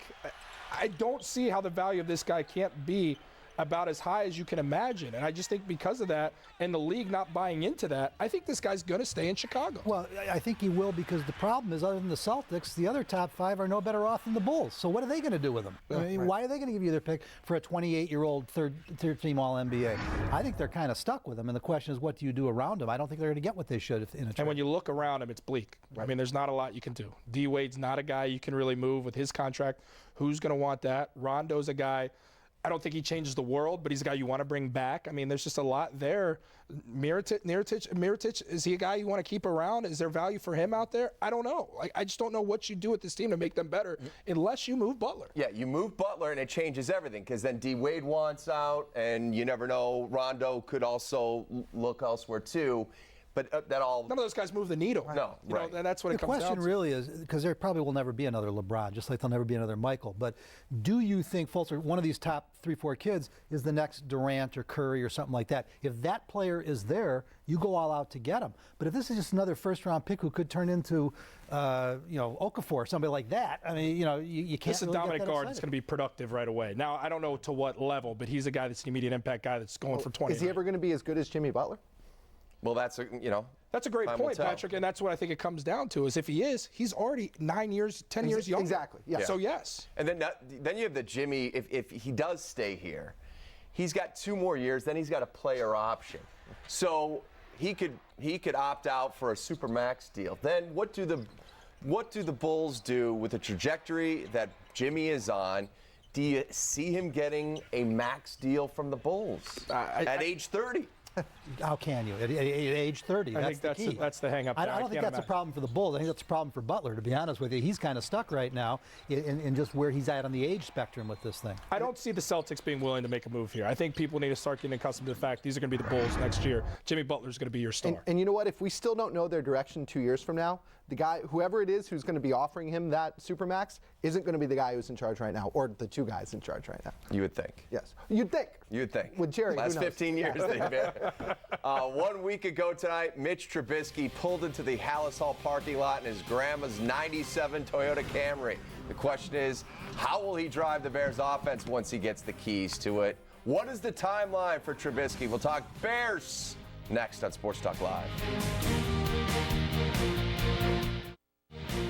Sports Talk Live is presented by your Chicagoland and Northwest Indiana Chevy dealers who know what it takes to be number one. It's all about drive. Yeah. I love this. Chevy Cruze and Malibu are making quite an impression. Wi-Fi in a car. I like that it has a camera. I can see where I'm backing up. It's no wonder that Chevrolet is the most awarded and fastest growing retail brand in 2016. I think I'll be trading in my car now. Find your tag and get $3,000 total cash allowance on select Cruise vehicles when you finance with GM Financial. Find new roads at your local Chevy dealer. 2 dedicated hero cops. Vince, Abel. One life-saving mission. Out to prove no one is. They're keeping the streets safe and their conscience clean. Cracking down on unbuckled drivers and passengers, even in the back seat. Click it or ticket. No one is. Invincible. Food, water, internet. We need it to live.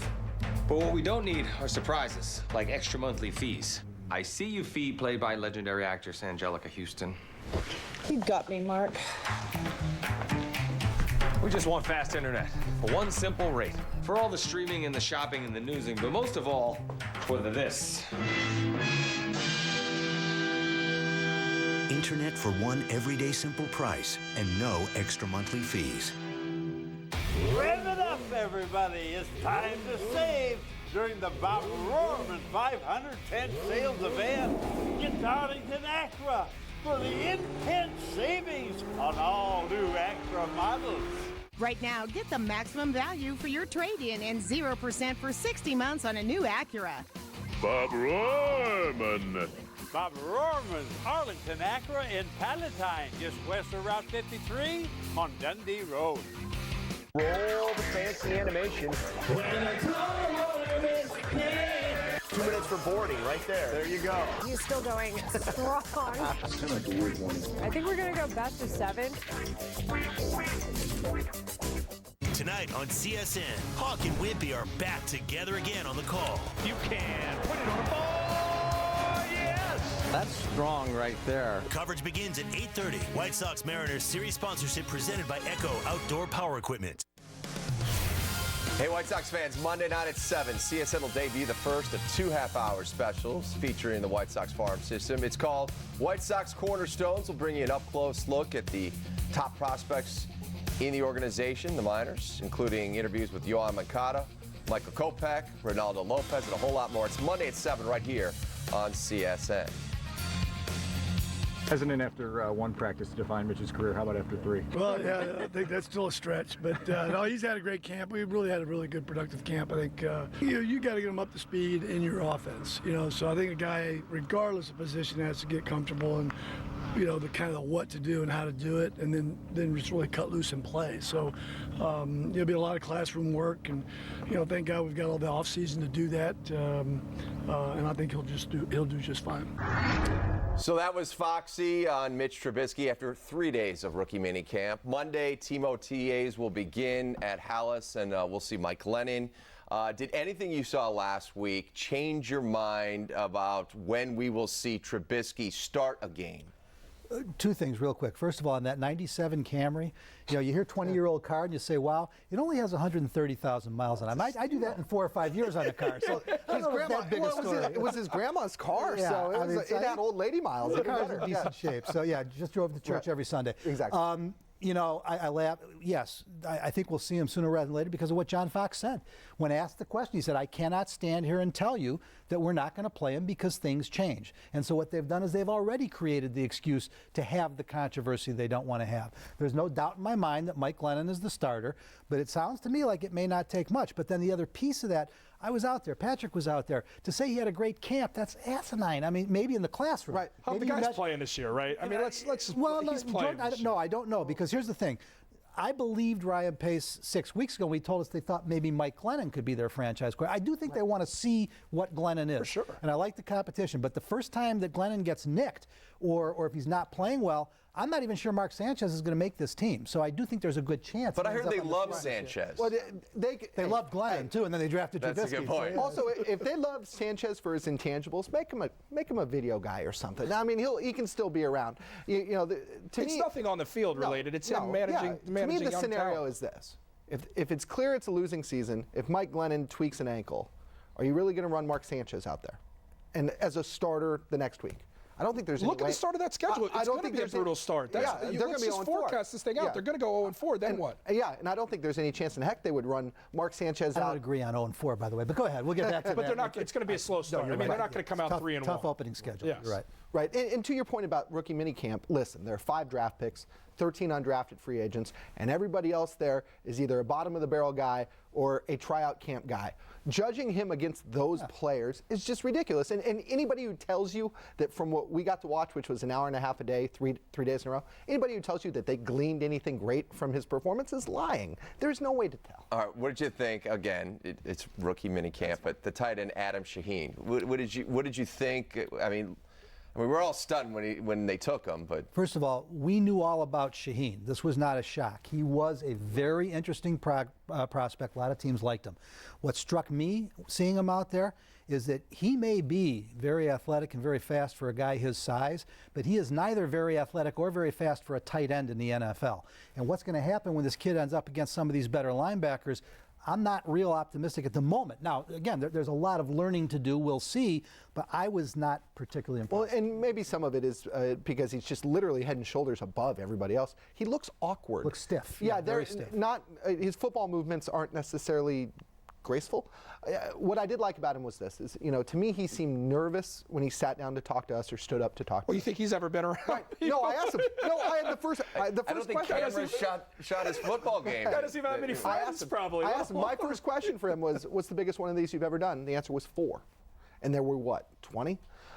Somebody asked him about those tweets he sent, and I won't repeat them here on a family show, but he immediately gave the best answer any of us could have expected from him, which was, I was young, I was dumb.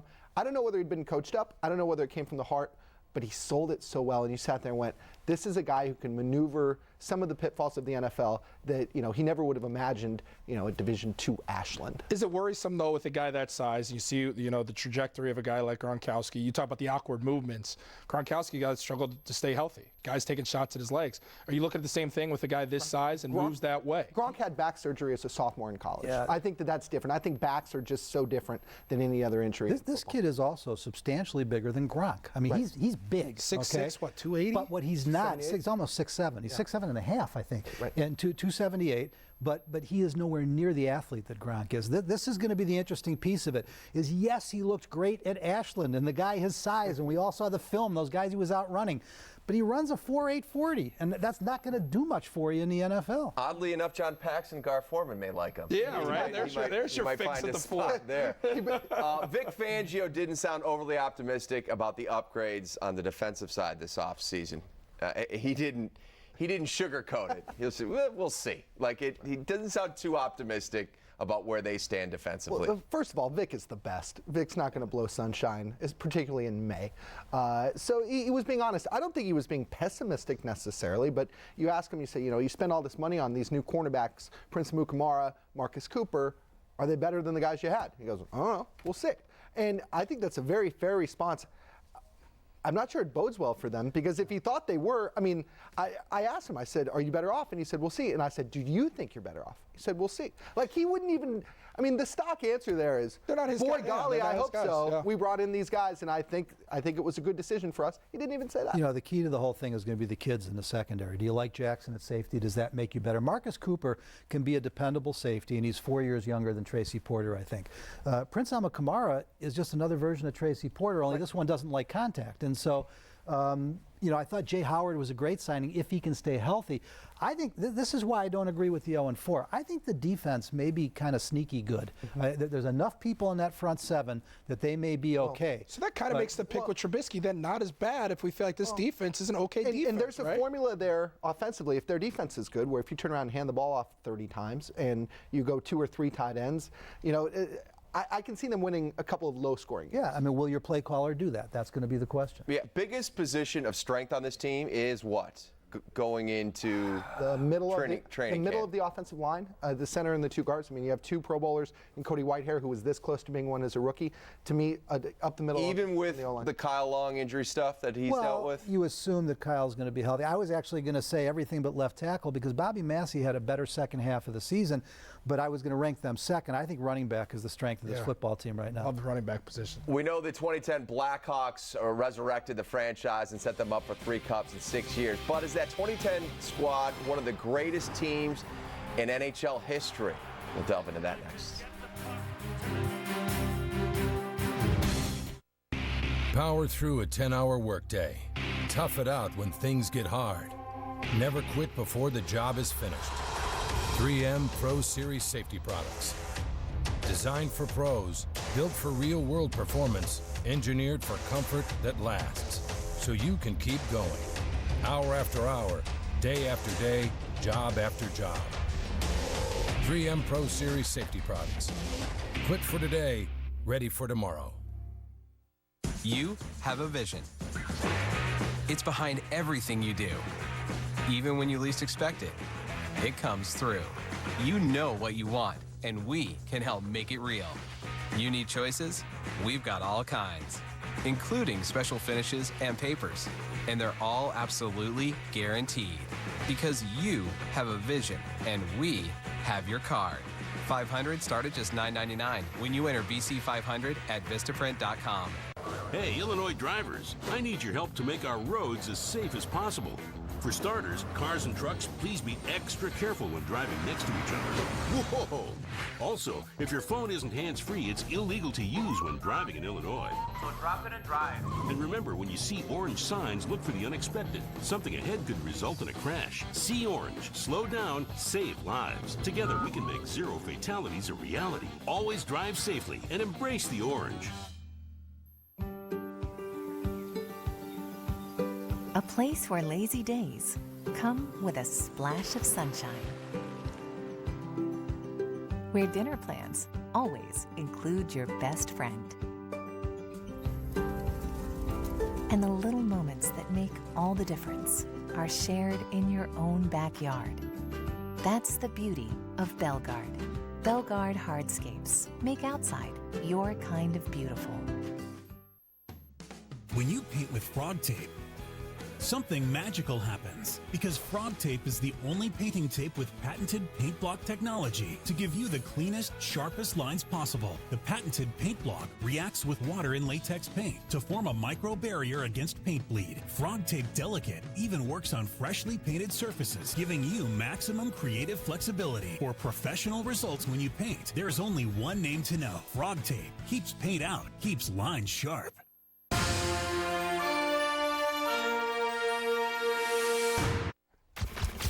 NHL.com has been doing an online poll asking fans to vote for the greatest team in NHL history. The 2010 Blackhawks are one of the 20 finalists, and the winner will be announced during Game 4 of the Stanley Cup Final.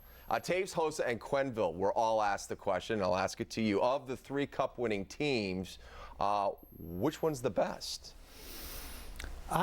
That's a great question. I might take 13 over 10. I'm not sure. It's definitely 10 or 13. I don't think 15 was quite as good. Well, and if you're going to ask this question, is it who would win a game between the two, or is it who's the most important? Because the most important is the first one. I mean, I don't think there's any question. Sets It the foundation. established a culture that is alive still today, and that's saying something. Yeah, I couldn't agree more. I think when you're ever talking about a dynasty, it's who laid the foundation for it. And in 2010, those guys were the ones who laid the foundation. I would just argue, though, his best team, the Tays and Kane, were so much more dominant at that point. Better Keith, players. of course, was, So, 2010 team, they were very, very young. I mean, Kane and Taves were at the beginning of hitting their sweet spot. But I will say that 2013 team, probably the most exciting to watch of the three. That's a wrap for Sports Talk Live, presented by the Chevy Silverado. In the Loop is coming your way next. Remember, subscribe to the Sports Talk Live podcast at csnchicago.com/podcast. Have a great night. Cap will finish writing another book, and we'll see you tomorrow. Today we're going to be comparing the roll-form steel bed of the Chevy Silverado to the aluminum bed of this competitor's truck. Awesome. Yeah. First, let's check out the aluminum bed of this truck. Wow. Holy moly. Full on crack here. Now let's check out the steel bed of the Silverado. I'd expect more dents. No holes. Qualified lessees can get this Silverado All-Star Edition for around $269 a month. Plus, find your tag and get an additional $1,500 lease cash on select Silverado pickups in stock. Find new roads at your local Chevy dealer. And it's down to a free throw.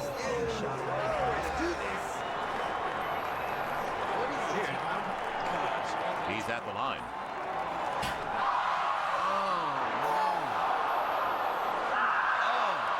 Oh, no. It's a miss, but, oh, man.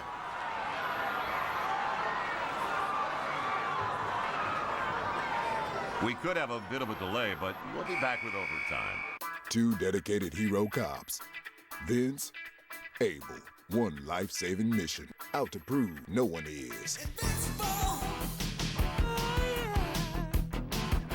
They're keeping the streets safe and their conscience clean. Cracking down on unbuckled drivers and passengers. Even in the back seat. Click it or ticket. No one is. My whole career I was pretty much bald, so people just got to know me as being a bald guy. I always wondered what I could do with the balding spot in the crown of my head. There is a method out there to make it look natural. Get your own head of thick, full hair with Restore. The new FUE procedure allows us to gently remove follicles one at a time. There's no cutting, there's no stitches. I had enough of that when I played hockey. You take hair where you got a lot of it and put them into a spot where you don't have a lot of them. Look better and feel better with Restore. Just look at these life-changing, natural, permanent results. Comb it, cut it, style it. It's your hair. You're just one call away from looking and feeling more confident. This is important and it's good for me. I feel better with hair. I owe it all to Restore. Call Restore today for your free consultation and get a $500 gift card. It may be the first step that changes your life forever. Call 1-800-823-9239 or visit restorehair.com. Call now. I'm Chris Bryant, and you're watching CSN, the home for your Chicago Cubs, presented by State Farm.